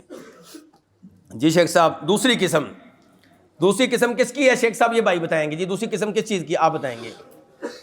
نہیں آپ کے آگے بیٹھے. ہاں آپ ہی جی. تفصیل بالقرآن کی دوسری قسم. اللہ کے بندے آپ کہاں ہیں جی؟ آپ کے ساتھی جی. جی بیٹا باقی خاموش رہنا بھائی. من غش فلیس منا. یہ یاد رکھیے گا. آپ سمجھتے نہیں یہ معمولی بات ہے. یہ میں اپنے جامعہ سلفیہ اسلام آباد کے بچوں کو بتاتا رہتا ہوں کہ یہ امتحان میں ایک دوسرے کو بتانا پوچھنا یہ حدیث کا حصہ ہے. من غش فلیس منا. اور یہ جرم لوگ تو کرتے ہیں نا منڈی میں, اور آپ یہ جرم کرتے ہیں مسجد میں بیٹھ کے. وہ کرتے ہیں, وہ منڈی میں ملاتے ہیں چیزیں, مرچوں میں یہ ملا دیا وہ ملا دیا, بازار کی جگہ وہ ویسے ہی. اور آپ وہاں پہ جو احب البلاد اللہ میں بیٹھ کے آپ یہ کام کہاں کرتے ہیں؟ احب البلاد اللہ میں. من غش فلیس منا. تو جب میں کسی ایک سے پوچھوں دائیں بائیں دوسرے نہ بتایا کریں. میرا مقصد صرف یہ ہوتا ہے کہ طالب علموں کو جگانا, جاگتے رہیں, اور کوئی مقصد نہیں ہے. ہمارے بھائی ہیں, میرے بیٹے ہیں, یہ کوئی کسی کی بےعزتی کرنا مقصود بالکل نہیں ہے. صرف یہ کہ اس کو پتا ہو کہ کبھی بھی سوال ہو سکتا ہے, میں توجہ جاری رکھوں. بس میرا مقصد یہ ہے, بس اور کوئی مقصد نہیں. چلیں جی شیخ صاحب. تو بہرحال والثانی, اور دوسری قسم یعنی کہ ان کتب کی جن کا موضوع کیا تفسیر قرآنی بسنہ, کہ من ذکرہ, وہ علماء من ذکرہ جنہوں نے تذکرہ کیا, ما یتعلق بالآیات, ان چیزوں کا بھی تذکرہ کیا جن کا آیات سے تعلق بنتا ہے. من لغت, من کون سا ہے؟ بیانیہ. احسنتم, ماشاءاللہ کیا باتیں آئی ہیں. من لغت و قراءات و فقہ, یعنی کہ وہ تذکرہ کرتے ہیں اپنی تفسیر میں لغت کا بھی, قراءت کا بھی, فقہ کا بھی. ونحوہا کا ابن جریر, اور دیکھا سب سے پہلے کس کا نام لے کر آئے ہیں؟ ابن جریر کا. وابن کثیر وہو ابلغھا, اور وہ زیادہ بلیغ ہے, وہ زیادہ آگے ہے. کون سی تفسیر ابن کثیر؟ فی تقصی الاحادیث المرفوعہ, مرفوع احادیث کا احاطہ وغیرہ کرنے میں یہ آگے ہے. کون سی تفسیر ابن کثیر؟ اگرچہ امام ابن کثیر رحمہ اللہ کا بہت سا اعتماد کس کے اوپر ہے؟ تفسیر طبری کے اوپر ہی ہے. امام کثیر رحمہ اللہ نے منہج اگرچہ لیا ابن تیمیہ رحمہ اللہ سے, لیکن فائدہ انہوں نے جو روایات کا لیا ہے دیگر امور کا, وہ امام طبری رحمہ اللہ سے بہت زیادہ فائدہ اٹھایا انہوں نے. چلیں جی شیخ صاحب جی. أحسن الله إليكم. قال ويجب التثبت في الأحاديث المرفوعة وتحرم رواية الموضوع منها إلا على سبيل التبيين. وقد كان المتقدمون يعنون بذكر الأسانيد سواء مع كل حديث كما فعل الطبري أو في المقدمة كما فعل الثعلبي, ثم حذفت طلبا للاختصار وتحاشيا لطول الأسانيد, وبقيت المرويات على سبيل الجزم, ومن هنا وقع الالتباس وفقد الناس الثقة بكثير المرويات, وحذف الأسانيد أشد خطرا من الإسرائيليات والأحاديث الموضوعة. ومظنة الموضوع بس رک جائیں. وَيَجِبُ التَّثَبُّتُ فِي الْأَحَادِيثِ الْمَرْفُوعَةِ, اور مرفوع احادیث کی تحقیق کر لینا کیا ہے؟ ضروری ہے, واجب ہے. تحقیق کر لیں کہ کہیں یہ من گھڑت تو نہیں, کیونکہ وہ تحرم روایت الموضوع منہا, ان میں سے کن میں سے؟ مرفوع احادیث میں سے جو موضوع ہیں انہیں روایت کرنا کیا ہے؟ حرام ہے. من کذب علی متعمدا فلیتبوأ مقعدہ من النار الا علی سبیل التبیین. لیکن اگر واضح کریں, آپ بیان کرنا چاہتے ہو بھئی بچ جاؤ یہ روایت موضوع ہے, پھر آپ بیان کر سکتے ہیں, لیکن آپ بیان کریں اور خاموش رہیں یہ جائز نہیں ہے. اور متقدمین جو تھے وہ اہتمام کرتے تھے سندوں کو ذکر کرنے کا, یا تو ہر حدیث کے ساتھ جیسا کہ امام طبری نے کیا ہے, ہر حدیث کے ساتھ کہنا چاہیے تھا, ہر روایت کے ساتھ, یا یعنی کہ ہر روایت, چاہے وہ حدیث ہو, چاہے صحابی کا قول ہو, چاہے تابعی کا قول ہو, او فی المقدمہ یا مقدمہ, یا پھر کہاں مقدمے میں سند ایک دفعہ ذکر کرتے تھے, کما فعل ثعلبی, جیسا کہ امام ثعلبی نے یہ کام کیا ہے. یہ شیخ صاحب کو جگائیں, ان سے پوچھیں شیخ صاحب کیا فرق ہے امام طبری کے کام میں اور امام ثعلبی کے کام میں؟ جی شیخ صاحب جی. جی شیخ صاحب بیٹا جاگتے رہیں بیٹا, آپ پڑھنے کے لیے آئے ہیں, شاباش, اللہ آپ کی علم و عمل میں برکتیں ڈالے. تو امام طبری کیا کرتے ہیں؟ ہر حدیث کے ساتھ سند ذکر کرتے ہیں. امام ثعلبی نے کیا کیا؟ شروع میں ہی سندیں ذکر کر دیں. اچھا جی, ثم حذفت, پھر ان سندوں کو حذف کر دیا گیا. کہاں سے؟ نہیں یہ سالوی کی بات ہو رہی کہ تبری کی؟ دونوں کے علاوہ کی عمومی بات ہو رہی کیونکہ پہلے کہا تھا نا کہ متقدمین سندیں ذکر کرنے کا اہتمام کیا کرتے تھے، کہنے پھر سندوں کو حذف کر دیا گیا طلبا للاختصار، اختصار کو طلب کرنے کے لیے، اختصار کے طور پہ، وتحاشیاً بچنے کے لیے، لطول الاسانیدی سندوں کی طوالت سے، وبقیت المرویات علی سبیل الجزم، اور سندیں حذف ہو گئیں اور تفسیر باقی رہی، مرویات جو متن تھا، مرویات سے مراد کیا؟ متن باقی رہا علی سبیل الجزمی، جزم کے طور پہ، ومن ہنا وقع الالتباس، یہیں سے التباس واقع ہوا ہے، وفقد الناس الثقہ، چنانچہ لوگوں نے بہت سی روایات پہ اعتماد کھو دیا ہے، وہ روایت پڑھتے اعتماد نہیں کرتے، لکھا ہوتا ہے قال عبداللہ بن عباس، لیکن دل مطمئن نہیں ہوتا، پتہ نہیں سند ثابت ہے کہ ثابت نہیں ہے۔ تو یہ نقصان ہوا سندیں حذف کرنے کا، اگرچہ حذف کرنے والوں کی نیت بری نہیں تھی، ان کی نیت یہی تھی کہ اختصار ہو جائے، سندوں کی وجہ سے کتابیں بہت لمبی چوڑی ہو رہی ہیں تو ہم مختصر تفاسیر لکھتے ہیں۔ اچھا آگے کیا کہتے ہیں جی؟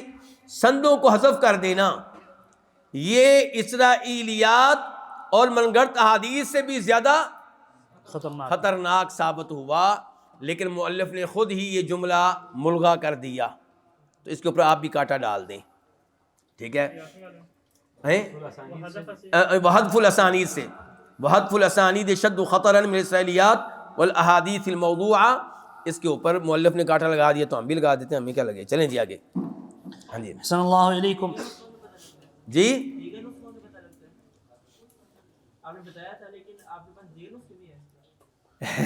نہیں معلومات مل جاتی ہیں شیخ صاحب، ٹھیک ہے۔ ابھی مؤلف کا نسخہ تیار ہو رہا ہے، انہوں نے میرے علم کے مطابق آخری ایڈیشن ابھی تک انہوں نے شاید نہیں کیا، ان کے اوپر کوئی ازمائش آ گئی تھی تو وہ آخری ایڈیشن ابھی تک شائع نہیں کر سکے میرے علم کے مطابق۔ جی شیخ صاحب چلیں۔ کوئی وجہ ہے نا آخر کی ہے، بات یہی ہے کہ گل زیادہ ہی سخت ہو گئی تھی، بات زیادہ سخت ہو گئی تھی کہ سندوں کو حذف کر دینا جناب من گھڑت احادیث سے بھی زیادہ خطرناک ہے، یہ بات زیادہ سخت ہو گئی تھی نا، اس لیے انہوں نے حذف کر دی۔ چلیں احسن اللہ علیکم۔ قال ومظنة الموضوعات في أبواب ومظنة الموضوعات، جی ومظنة الموضوعات في أبواب فضائل القرآن إذ الصحيح منها قليل، وفي أسباب النزول كقصة الغرانيق وقصة طلاق زينب بنت جحش وحديث علي في التصدق بالخاتم، وفي فضائل آل البيت عند الشيعة، پڑھ لیں جی۔ وكتب التفسير التي هي مظنة الموضوعات تفسير الثعلبي والواحدي والقشيري والسلبي والزمخشري۔ چلیں جی، ومظنة الموضوعات، من گھڑت جو روایات ہیں ان کا پائے جانے کا مقام کون سا ہے؟ عام طور پہ کہاں آپ کو ملیں گی؟ کہتے ہیں یہ آپ کو ملیں گی فضائل قرآن کے ابواب میں۔ سورہ رحمان کی فضیلت قرآن کی کیا ہے؟ دلہن ہے کہ دل ہے، ٹھیک ہے۔ تو اس قسم کی جو روایات ہیں یہ جو ہیں یہ موضوع ہوتی ہیں۔ اذ الصحیح منہا قلیل، ان میں سے صحیح جو ہیں وہ بہت کم ہیں۔ کس میں سے؟ فضائل قرآن میں۔ فضائل قرآن کے باب میں صحیح روایات بہت کم ہیں۔ وفی اسباب النزول، نمبر ایک تھا ابواب فضائل القرآن، نمبر دو اسباب النزول میں بھی من گھڑت روایات بہت ہیں۔ اس آیت کا سبب نزول، اس صورت کا سبب نزول، کقصۃ الغرانیق، اسباب نزول میں جو روایات من گھڑت ہیں اس کی ایک مثال کیا؟ قصۃ الغرانیق۔ یہ کیا چیز ہے قصۃ الغرانیق؟ یہ سورۃ النجم کی جو آیت نازل ہوئی تھی تو مشرکین اس کے بارے میں 3 قول ہیں۔ مشرکین جو ہے انہوں نے ساتھ کچھ آیت اپنی طرف سے انہوں نے سنی، انہوں نے کہا کہ یہ اللہ کے رسول صلی اللہ علیہ وسلم جو ہے یہ بھی ساتھ بیان کی ہیں۔ اس میں 3 قول بیان کی رہتے ہیں مختلف۔ ایک قول یہ کہ اللہ کے رسول نے یہ آیت خود پڑھی تھی، اور ایک قول یہ کہ نام مشرکین نے جو ہے نا یہ آیت خود ہی پڑھ لی تھی، اور ایک قول یہ کہ جو شیطان نے یہ آیت جو ہے نا پیش کی تھی۔ یہ تفصیلات کس کتاب میں پڑھی بیٹا آپ نے؟ یاد نہیں لیکن پڑھی ہے۔ استاد بھی یاد نہیں؟ استاد یاد ہے۔ کون؟ مدینہ یونیورسٹی میں ہوتے ہیں سیف الرحمان قاسم، وہاں پر پڑھتے ہیں فی الحال۔ ان کے مقالات میں بھی پڑھی ہے۔ چلیں جی، بخاری میں بھی روایت آتی ہے. بہرحال اگر آپ کو مزید تفصیلات چاہیے تو یہ آپ کو مل جائیں گی تفسیر آیات اشکلت. تفسیر آیات اشکلت یہ کس کی کتاب ہے؟ اللہ اکبر جی ابن تیمیہ رحمہ اللہ کی. کیا موضوع ہے بھلا اس کتاب کا؟ کون بتائے گا مجھے؟ اللہ اکبر اللہ اکبر. اس کتاب کے نام سے پتہ چلتا ہے ابن تیمیہ کیا چیز ہے. اس کتاب کے نام سے پتہ چلتا ہے کہ ابن تیمیہ کیا چیز ہیں. کتاب کا نام یہ ہے کہ ان چند آیات کی تفسیر جن کی تفسیر میں مفسرین کو اشکال ہوا، حتیٰ کہ ان آیات کے بارے میں جو درست قول ہے وہ بعض کتب میں سرے سے موجود ہی نہیں ہے. یعنی کہ راجے ایک تو ہوتا ہے نا کہ موجود ہے لیکن آپ نے راجے کسی اور کو قرار دے دیا غلطی سے، راجے قرار دینے میں غلطی لگ گئی. ایک یہ ہے کہ آپ کو پتہ ہی نہیں. یہ کتاب مدینہ یونیورسٹی میں ہمیں پڑھائی گئی تھی پی ایچ ڈی میں. کہاں پڑھائی گئی تھی؟ پی ایچ ڈی میں. اس کتاب کا معیار آپ دیکھ لیں. یہ تقریباً 2 جلدوں میں ہے. وہ محقق نے ذرا حاشیے لمبے کر دیے، 2 جلدوں میں ہوگی ورنہ ایک چھوٹی سی جلد بنے گی، ایک ہی بنے گی. لیکن بہرحال یہ کتاب اب لینے والی ہے، امید ہے کہ اس کو بھی اب آپ لیں گے. تھک تو نہیں کیا لیتے ٹھیک ہے. ایسی کتاب لینے والی ہے نا، ایسی کتاب تو لینے والی ہے. اچھا تو اس کتاب میں یہ آیت بھی ہے وما ارسلنا من قبلک من رسول ولا نبی الا اذا تمنا القى الشیطان فی امنیتہ. بیٹا وہ جو آپ اقوال بتا رہے تھے ان کا تعلق اس آیت سے ہے. ٹھیک ہے. اچھا اور اس آیت کا اور یہ تلک الغرانیق العلا اس واقعے کا آپس میں گہرا تعلق ہے. یعنی کہ کہا یہ جاتا ہے کہ آپ سورہ نجم کی تلاوت فرما رہے تھے، افرأیتم اللات والعزی وغیرہ، حتیٰ کہ آپ کی زبان سے یہ الفاظ بھی جاری ہو گئے تلک الغرانیق العلا، کہ یہ لات عزی بڑی عالی شان دیویاں ہیں. تلک الغرانیق العلا یہ بڑی عالی شان عظیم الشان دیویاں ہیں. وہ کہ ان کی تعریفیں کر گئے آپ. اب یہ تعریف کہاں سے نکلی؟ وہی جو ہمارا بیٹا بتا رہا تھا. کیا بیٹا نام آپ کا؟ شعیب. کہاں پڑھتے ہیں؟ جامعہ سلف فیصل آباد. کس کلاس میں؟ 8ویں کلاس میں. ماشاء اللہ ماشاء اللہ. تعالیٰ بیٹا آپ کے علم میں برکتیں ڈالے. تو یعنی کہ ایک قول یہ ہے کہ واقعی آپ کی زبان سے الفاظ جاری ہو گئے. دوسرا یہ ہے کہ آپ کی زبان پہ جاری نہیں ہوئے، وہ پڑھے شیطان نے، لیکن لوگوں کو لگا کہ یہ بھی اللہ کے نبی پڑھ رہے ہیں. تو بہرحال یہ واقعہ جس روایت میں آیا ہے اس کو کہتے ہیں حدیث الغرانیق. حدیث الغرانیق. اور شیخ البانی رحمہ اللہ نے خاص اسی حدیث کے اوپر ایک چھوٹا سا رسالہ لکھا ہے، نصب المجانیق، جس میں ثابت کیا کہ یہ حدیث کا ثبوت نہیں ملتا. تو بہرحال یہ اس کی طرف اشارہ کر رہے ہیں ہمارے مؤلف. اور افرأیتم اللات والعزی کے حاشیے میں بھی یہ آپ کو روایت ملے گی. کہاں ملے گی؟ افرأیتم اللات والعزی کے حاشیے میں، یا پھر وما ارسلنا من قبلک من رسول ولا نبی کے حاشیے میں آپ کو ملے گی. اچھا آگے زینب بنت جاش کی طلاق کا قصہ. کیوں جی زینب بنت جاش کو طلاق ہوئی تھی کہ نہیں ہوئی تھی؟ تو اس میں پھر اس کو موضوع کیوں شمار کر رہے ہیں؟ کون بتائے گا؟ ہاتھ کھڑا کریں جلدی سے. جی بیٹا. جی ہاں یعنی کہ یہ بات تو ٹھیک ہے کہ زید رضی اللہ عنہ نے اپنی بیگم زینب کو طلاق دی تو اللہ تعالیٰ نے آپ کا نکاح ان سے کر دیا. کیا الفاظ ہیں؟ فلما قضا زید منہا وطرا زوجناکہا. لیکن کہانی یہ گھڑی گئی، کہانی نعوذ باللہ یہ بنائی گئی کہ نبی علیہ الصلوۃ والسلام کسی کام سے زینب کے گھر گئے تو ہوا چلنے کی وجہ سے پردہ اٹھ گیا تو آپ کی نگاہ زینب پہ پڑی تو آپ تو ان کا حسن دیکھ کے حیران رہ گئے. اب نعوذ باللہ آپ نے کوششیں شروع کر دیں کہ زید جو ہے وہ طلاق دے دے تاکہ میں شادی کروں اس لڑکی سے. انا للہ و انا الیہ راجعون. سند کے لحاظ سے تو یہ واقعہ غلط ہے ہی ہے، متن کے لحاظ سے بھی غلط ہے. وہ کیسے؟ اور زینب کون ہے؟ آپ کی پھپھو کی بیٹی ہے. چھوٹے ہوتے ہوئے اس کو کئی دفعہ دیکھا ہوگا. یہ نہیں ہے کہ جناب والا کو اچانک کہیں سے پیدا ہو گئی ہے. آپ کی پھپھو کی بیٹی ہے اور خود آپ نے ان کی شادی کی ہے. کس سے؟ زید سے. خود آپ نے شادی کی ہے. ٹھیک ہے. تو یہ کہنا کہ جناب والا آپ کی اچانک نگاہ پڑ گئی، یہ ہو گیا وہ ہو گیا، یہ سب فضول کہانی ہے. تو اس کی طرف یہ اشارہ کر رہے ہیں. جی آگے چلیں شیخ صاحب. وہ حدیث علی فی التصدق بال، اور علی والی حدیث کہ انہوں نے انگوٹھی کو صدقہ کر دیا تھا. انگوٹھی کا انما ولیکم اللہ ورسولہ والذین یقیمون الصلاۃ ویؤتون الزکاۃ ہم راکعون. یہ علی کے بارے میں نازل ہوئی ہے. رکوع میں تھے، نماز پڑھ رہے تھے، فقیر آیا، انہوں نے ادھر ہی جناب والا انگوٹھی صدقہ کر دی، جناب والا رکوع کی حالت میں کر دی. ٹھیک ہے. تو یہ بھی روایت کیا ہے اس کے بارے میں بتا رہے ہیں کہ ہمارے مؤلف کہ یہ بھی کیا ہے، من گڑت ہے. اور معذرت کے ساتھ میں نے ان تینوں روایات کے بارے میں کوئی تازہ تحقیق نہیں کی. یہ مؤلف کی ذمہ داری ہے کہ وہ ان کو موضوع کہہ رہے ہیں، تو یہ میری ذمہ داری پہ نہیں کہ ان کی ذمہ داری پہ ہے، یہ مؤلف کی ذمہ داری پہ ہے، میری ذمہ داری پہ نہیں ہے.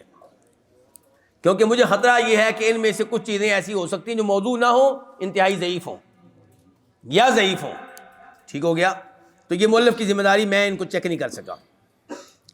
نمبر 3 وفی فضائل آل البیت عند الشیعہ. اور تیسرے نمبر پہ، یہ تیسرا نمبر کس چیز کا ہے بیٹا؟ آپ ہی بتائیں. آپ کا سر اوپر تھا بیٹا، اب ہاں اینک بھی پہنی ہے آپ. جی بیٹا یار اس کو کیا کہیں گے؟ نہیں ہاں آپ بیٹا، آپ کا سر اوپر ہے نا.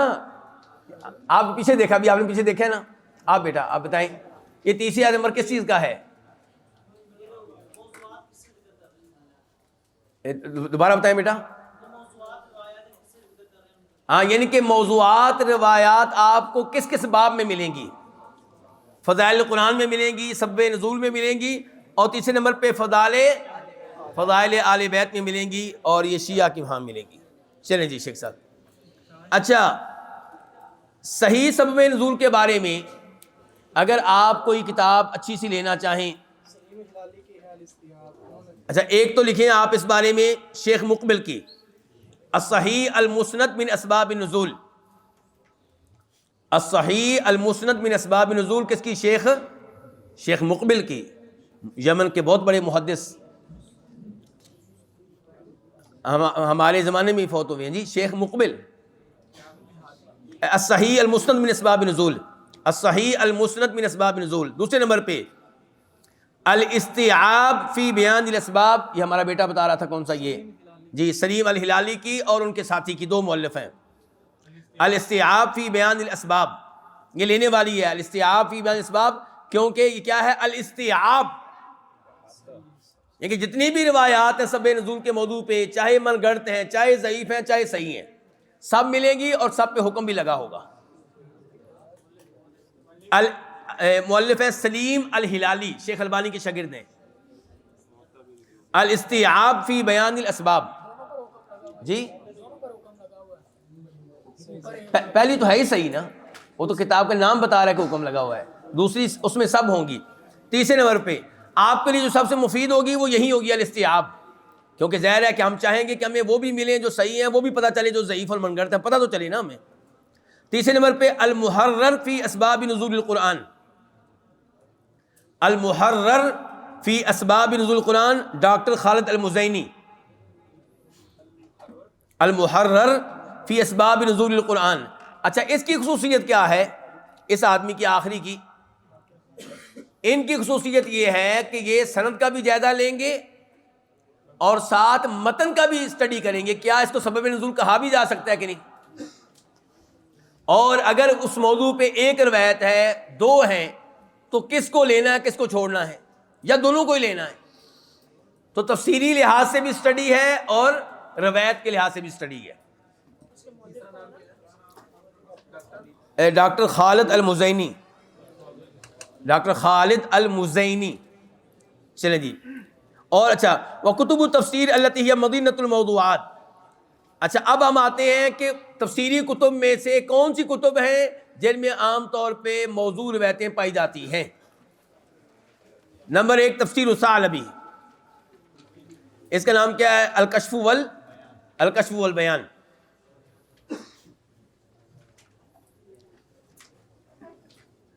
اچھا جی، والواحدی، اور امام واحدی کی تفسیر میں کتنی کتب ہیں؟ 3 کتب ہیں. کتنی کتب ہیں؟ 3. ایک مختصر ہے جس کا نام کیا ہے بیٹا انس؟ الوجیز. پھر درمیانی اس کا نام کیا ہے؟ الوسیط. پھر لمبی البسیط. ٹھیک ہو گیا؟ 3 کتب ہیں امام واحدی کی، اور امام واحدی جو ہے یہ امام ثعلبی کے شاگرد ہیں. تو جو یعنی کہ موضوعات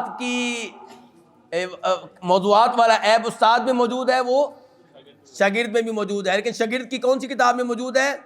یہ عام طور پہ آپ کو ملے گا الوسیط میں. الوسیط میں جی، الوجیز، الوسیط، البسیط. اچھا، اس کے بعد کون ہے؟ امام قشیری، اور پھر ہے سلمی، ابو عبد الرحمن السلمی، اور پھر کون ہے؟ زمخشری. زمخشری کو تو آپ اچھی طرح جانتے ہیں نا، تعارف قرآن کی ضرورت ہی نہیں ہے. چلے ان کے اوپر ایک تبصرہ جو ہے ثعلبی کے اوپر اور سلمی کے اوپر، زمخشری کے اوپر آپ کو امام تیمیہ رحمہ اللہ کے پاس مل جائے گا. پڑھیں جی شیخ صاحب.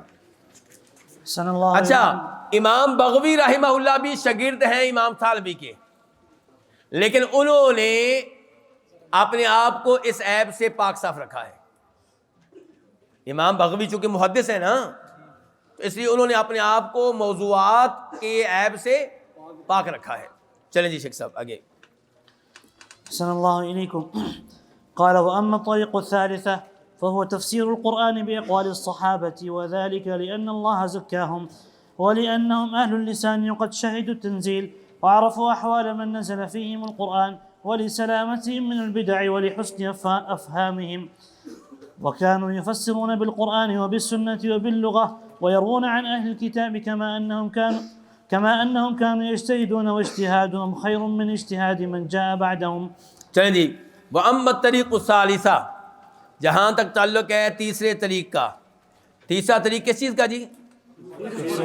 تفسیر قرآن کا. فَهُوَ تفسیر القرآن بِأَقْوَالِ الصحابہ، قرآن کی تفسیر صحابہ کرام کے اقوال کے ذریعے. وَذَلِكَ، یہ کیوں جی؟ ان کے ذریعے تفسیر کی اتنی اہمیت کیوں؟ لِأَنَّ اللَّهَ زَكَّاهُمْ، کیونکہ اللہ تعالیٰ نے ان کا تزکیہ کیا ہے. والسابقون الاولون من المہاجرین والانصار والذین اتبعوهم بإحسان رضی اللہ عنہم ورضوا عنہ. دوسرے نمبر پہ محمد والذین معه اشد، آگے تراہم رکعا سجدا یبتغون، تو یہ ان کا تزکیہ اللہ نے بار بار کیا ہے. تو یہ ایک سبب ہو گیا. صحابہ کرام کے اقوال کے ذریعے تفسیر کیوں؟ پہلے نمبر پہ لأن اللہ زکاہم، دوسرے نمبر پہ وَلِأَنَّهُمْ أَهْلُ اللسان، اس لیے کہ وہ عربی زبان کے امام ہیں. وہ عربی زبان کے امام ہیں. ہمارے غامدی صاحب کہتے ہیں کہ ہم قرآن کی تفسیر کریں گے کس کے ذریعے؟ لغت کے ذریعے. تو ہم ان کو بتانا چاہتے ہیں کہ صحابہ کرام کو بھی تھوڑی بہت عربی آتی تھی. غامدی صاحب، صحابہ کرام کو بھی تھوڑی بہت عربی آتی تھی، صرف آپ کو نہیں آتی، صحابہ کرام کو بھی تھوڑی بہت عربی آتی تھی. یہ جب اللہ تعالیٰ مور لگا دے، فلما زاغوا وزاغ اللہ قلوبہم، ان کے عربی شعراء کے شعروں کے ذریعے آپ قرآن کی تفسیر کرنے کے لیے تیار ہیں، تو صحابہ کرام کے اقوال کے ذریعے جو سندوں کے ساتھ ہم تیار نہیں ہیں، اور شعراء کی شاعری کا کوئی پتہ نہیں کہاں سے آئی کہاں سے نہیں آئی، یعنی کہ ان کے ذریعے آپ تیار ہیں. یہ ہوتا ہے جب دل پہ کیا لگ جائے؟ مہر لگ جائے. اور لوگوں کو ہمیشہ خبردار کرتے رہا کریں جاوید غامدی سے. خبردار کرنے کا لیکن انداز ایسا نہ ہو کہ الٹا وہ نہیں بھی سننا چاہتے تو سننا شروع کر دیں. دھیان سے صورتحال دیکھ کے. لیکن بہرحال بہت بڑا فتنہ ہے، اور ایک دنیا ہے ان نوجوانوں کی یونیورسٹیوں میں پڑھتے ہیں اور جو اس آدمی سے متاثر ہیں، اور اس آدمی کے سامنے علماء کو وہ لوگ کچھ بھی نہیں سمجھتے. جاوید غامدی کے سامنے وہ لوگ علماء کو کچھ بھی نہیں سمجھتے، کیونکہ یہ آدمی فتنہ ہے. اور میں ہمیشہ کہا کرتا ہوں، یاد رکھیے گا، جتنے بھی لوگ فتنہ بنے ہیں امت کے لیے وہ انتہائی درجے کے ذہین ہوتے ہیں. انتہا درجے کے کیا ہوتے ہیں؟ کیونکہ میرے جیسا آدمی، آپ جیسا آدمی حق بیان کرے گا تو حق بیان کرنا یہ ہمارا کمال نہیں ہے، حق کا اپنا کمال ہے. لیکن کمال تو اس آدمی کا جو باطل بیان کرے اور چھا جائے. باطل بیان کرے اور چھا جائے، یہ اس کا کمال ہے، یہ اس کی زبان ہے. تو اس لیے یہ بہت بڑا فتنہ ہے، اللہ تعالیٰ اس کے فتنے سے امت کو محفوظ رکھے۔ اچھا جی آگے، تو دوسرے نمبر پہ کیا تھا کہ وہ اہل زبان تھے۔ تیسرے نمبر پہ وقد شاہد التنزیل، اور نزول وحی کے وہ شاہد تھے۔ جب قرآن نازل ہوا تو وہ یہ منظر دیکھ رہے تھے، ان کی زندگی میں سب کچھ ہوا۔ کیوں جی، آج اس مجلس میں جو لوگ موجود ہیں، یہاں کا کوئی واقعہ کل کو بیان کرنا ہو تو آپ بہتر بیان کر سکیں گے یا وہ بہتر بیان کرے گا جو یہاں پہ آیا نہیں لیکن دور دور سے اس نے سنا ہے؟ جو یہاں پہ موجود ہیں وہ بہتر بیان کر سکیں گے کہ اللہ معاف کرے جو لڑائی یہاں پہ ہوئی کیوں ہوئی، آغاز کس نے کی تھا، پنگا پہلے کس نے لیا تھا۔ ٹھیک ہے نا، اللہ ایسے فتنے سے یہاں کی مسجد کو بچا کے رکھے۔ ٹھیک ہے، چلیں جی، وقت شاہد التنزیل، یہاں پہ بڑے خوبصورت الفاظ ہیں، میں آپ کے سامنے رکھنا چاہتا ہوں، ضروری نہیں کہ آپ لکھیں کیونکہ جلدی میں آپ لکھ بھی نہیں سکیں گے۔ قال الامام عثمان بن سعید الدارمی، امام عثمان بن سعید الدارمی، یہ وہ محدث جو دارمی مشہور ہیں وہ نہیں ہیں، دوسرے ہیں، وہ کہہ رہے ہیں جی عقیدے والے، مخاطبا للمریسی، مریسی کے پڑھنے میں کئی اقوال ہیں، بہرحال میں یہ ایک پڑھ دیتا ہوں۔ مریسی جو گمراہ تھا ان کے زمانے کا بہت بڑا، اس کو مخاطب کر کے کہتے ہیں افانت اعلم من ابن عمر بتأویل القرآن، کیا تو قرآن کی تفسیر کو ابن عمر سے بہتر جانتا ہے؟ وقد شہد التنزیل، جب عبداللہ ابن عمر موجود تھے جب قرآن نازل ہوا، وعاین التأویل، اور قرآن کریم کی تفسیر انہوں نے اپنی آنکھوں سے دیکھی، اللہ کے نبی کو عمل کرتے ہوئے دیکھا، اس کے مطابق گفتگو کرتے ہوئے دیکھا۔ وَكَانَ بِلُغَاتِ الْعَرَبِ غَيْرَ جَهُولٍ، وَكَانَ بِلُغَاتِ الْعَرَبِ، عبداللہ بن عمر عربوں کی لغت سے جاہل اور ناواقف نہیں تھے۔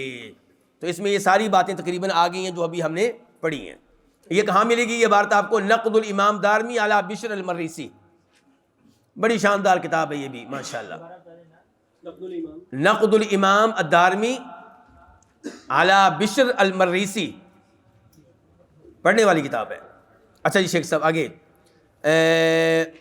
وعرفوا احوال من نزل فیہم القرآن، اور صحابہ کرام نے ان کے حالات کو بھی جانا جن کے بارے میں قرآن نازل ہوا۔ قرآن نازل ہوا یہودیوں کے بارے میں، وہ دیکھ رہے تھے یہودیوں کو، ان کے حالات کو جانتے تھے، ان کی سازشوں کو جانتے تھے، ان کی حرکتوں کو جانتے تھے۔ عیسائیوں کے بارے میں نازل ہوا، وہ اس زمانے کے عیسائیوں کو بھی جانتے تھے۔ منافقین کے بارے میں نازل ہوا، قرآن کا بہت سا حصہ منافقین کے بارے میں ہے، تو منافقین کو بھی جانتے تھے۔ اہل مکہ کے بارے میں نازل ہوا، اہل مکہ کو بھی جانتے تھے۔ تو میں اور آپ تو نہیں جانتے نا، تو کون بہتر قرآن کو سمجھ سکے گا؟ وہ جو ان کو جانتا ہے جن کے بارے میں قرآن نازل ہوا ہے۔ آگے جی، وَلِسَلَامَتِهِمْ مِنَ الْبِدَعِ، اور اس لیے بھی کہ وہ بدعتوں سے محفوظ تھے، پاک تھے۔ وَلِحُسْنِ أَفْهَامِهِمْ، اور اس لیے بھی کہ ان کا فہم بڑا عمدہ تھا، ان کا فہم بڑا عمدہ تھا۔ ایک اور چیز بھی ہے لیکن انہوں نے ذکر نہیں کی، کوئی بات نہیں، ان کی نیتیں بھی اچھی تھیں۔ حسن القصدی، ابن القیم اس کا تذکرہ کرتے رہتے ہیں، کیا حسن القصدی۔ آج میں جب تفسیر کروں گا تو اس میں ملاوٹ ہو سکتی ہے، کیوں؟ کیونکہ میری تفسیر میں کوشش ہوگی کہ میرا مسلک حق ثابت ہو اور دوسرے کا مسلک غلط ثابت ہو، تو صحابہ کرام کے ہاں تو ایسا کوئی مسئلہ ہی نہیں تھا۔ تو اس لیے حسن القصد، حسن الفہم، یہ ساری خوبیاں ان میں موجود تھیں۔ اچھا، تفسیر القرآن باقوال صحابہ، اس موضوع پہ مؤلفین میں سے جو سب سے بہتر آپ کو ملے گا وہ ہے امام ابن القیم رحمہ اللہ۔ امام ابن القیم رحمہ اللہ، انہوں نے سب سے زیادہ زور دیا ہے، اس موضوع کو اٹھایا ہے، اس کے حق میں دلائل دیے ہیں۔ آپ پڑھیے ان کی کتاب اعلام الموقعین، ایک قول ہے اعلام اور دوسرا قول کیا؟ اعلام، ٹھیک ہے۔ آخری قول جو چل رہا ہے وہ اعلام الموقعین چل رہا ہے، کیونکہ کبھی کس کی رائے آ جاتی ہے، کوئی کہتا ہے اعلام الموقعین بہتر ہے، کوئی کہتا ہے اعلام۔ جو آخری بہترین رائے سنی ہے وہ کیا ہے؟ اعلام ہی ٹھیک ہے۔ تو اعلام الموقعین میں یہ آپ کو گفتگو ملے گی، اور بڑے زور سے ابن القیم رحمہ اللہ آپ کو منوائیں گے کہ اقوال صحابہ کے بغیر قرآن کریم کو سمجھنا ممکن نہیں ہے۔ جی ہمارے شیخ صاحب بتا رہے ہیں 46 کے قریب ادلہ ذکر کیے ہیں۔ جی ہاں صحیح کہہ رہے ہیں، 46۔ چلیں جی، آگے شیخ صاحب، آگے ہمارا موضوع ہے صحابہ کرام کے ہاں تفسیر کے مصادر کیا تھے. صحابہ کرام کے ہاں تفسیر کے مصادر کیا، اور تفسیر لی کہاں سے صحابہ کرام نے؟ تو یہ وَكَانُوا يُفَسِّرُونَ بِالْقُرْآنِ، یہ مصدر نمبر 1 ہو گیا. كَانُوا يُفَسِّرُونَ بِالْقُرْآنِ، تفسیر صحابہ کرام کیسے کرتے تھے؟ تفسیر القرآن بالقرآن. نمبر 2 وَبِالسُّنَّةِ، صحابہ کرام کے ہاں تفسیر کا دوسرا مصدر کیا تھا؟ حدیث. وَبِاللُّغَةِ، تیسرا مصدر کیا تھا؟ لغت. وَيَرْوُونَ عَنْ أَهْلِ الْكِتَابِ، اور وہ اہل کتاب سے بھی روایات بیان کیا کرتے تھے. حدثوا عن بنی اسرائیل ولا حرج، باقی اس کے اوپر مستقل گفتگو آئے گی، فی الحال اتنا کافی ہے. باقی وہ اسرائیلیات کا کیا حکم ہے وہ آگے آئے گا. چلیں جی آگے. نمبر 5 کما انہم کانوا یجتہدون، ان کا 5واں مصدر کیا تھا؟ الفہم والاجتہاد. الفہم وہ اجتہاد کیا کرتے تھے. وَاجتہادہم خیر من اجتہاد من جاء بعدہم، اور ان کا اجتہاد ان لوگوں کے اجتہاد سے کہیں بہتر ہے جو بعد میں آئے. اس کی چھوٹی سی مثال دیتا ہوں پھر درس ختم کرتے ہیں. 10 منٹ کا وقفہ آپ کا آ رہا ہے. آپ نے وہ حدیث سنی ہوگی، ابو داؤد شریف کی حدیث ہے. عبداللہ بن عمرو بن عاص کو نبی علیہ الصلوۃ والسلام نے کمانڈر بنا کر بھیجا کسی جنگ میں. وہاں پہ ایک رات کیا ہو گیا؟ اختلاف، بس تھوڑا سا فرق پڑ گیا، احتلام ہو گیا. کیا ہو گیا؟ کیا ہو گیا؟ احتلام ہو گیا. تو اب سردی تھی بہت زیادہ. کیا تھی؟ سردی تھی بہت زیادہ. عبداللہ بن عمرو بن عاص نے کیا تیمم، غسل نہیں کیا. اور اگر ہماری طرح کوئی غسل کرے گا تو پھر کم از کم امام نہیں بنے گا. وہ امام بن کے کھڑے ہو گئے کیونکہ کمانڈر تھے، اس سے لشکر کے سربراہ تھے. انہوں نے باقاعدہ نماز پڑھائی. اب یہ رپورٹ ملی بعد میں اللہ کے نبی علیہ الصلوۃ والسلام کو. تو آپ نے کہا عمر یہ تو نے کیا کیا؟ احتلام ہوا اور تو نے جناب والا تیمم کیا اور نماز پڑھ لی، صحابہ کو بھی نماز پڑھا دی. تو کہنے لگے اللہ کے رسول علیہ السلام میں نے ایسا اس لیے کیا کہ اللہ تعالیٰ کہتے ہیں وَلَا تَقْتُلُوا أَنفُسَكُمْ. تو آپ علیہ السلام فضحک رسول اللہ صلی اللہ علیہ وسلم ولم یلم. ولم یلم کے الفاظ شاید ان کے نہ ہوں، شاید وضاحت میری طرف سے ہو، لیکن فضحک رسول اللہ، تو اللہ کے رسول مسکرائے ہیں، ان کے اوپر انکار نہیں کیا. تو یہ جو انہوں نے تفسیر کی وَلَا تَقْتُلُوا أَنفُسَكُمْ کی کہ وہ اس میں داخل ہے کہ جناب جب آپ کے اوپر غسل واجب ہو جائے اور سردی اتنی سخت ہو کہ آپ کو خطرہ ہو کہ میں کہیں مر ہی نہ جاؤں تو پھر آپ تیمم کر سکتے ہیں. یہ چیز داخل ہے وَلَا تَقْتُلُوا أَنفُسَكُمْ کو، یہ ان کا اجتہاد ہے اور آپ نے ان کے اس اجتہاد کو قائم رکھا ہے. ٹھیک ہے. تو بہرحال یہ چیز تو آپ کے زمانے کی تھی، اس لیے حدیث بن گئی. یہ کیا بن گئی؟ لیکن اس سے یہ پتہ چل گیا کہ اجتہاد کیا کرتے تھے. لیکن یہ جو ہے یہ اس کو ہم داخل کریں گے حدیث میں. ویسے اللہ رب العزت سے دعا ہے کہ اللہ تعالیٰ ہمیں قرآن کریم کو سیکھنے کی، قرآن کریم کو سیکھنے کے اصول سیکھنے کی توفیق عنایت فرمائے، اور اللہ تعالیٰ اس معاملے میں ہم سب کو اخلاص دے. وآخر دعوانا الحمد للہ رب العالمین.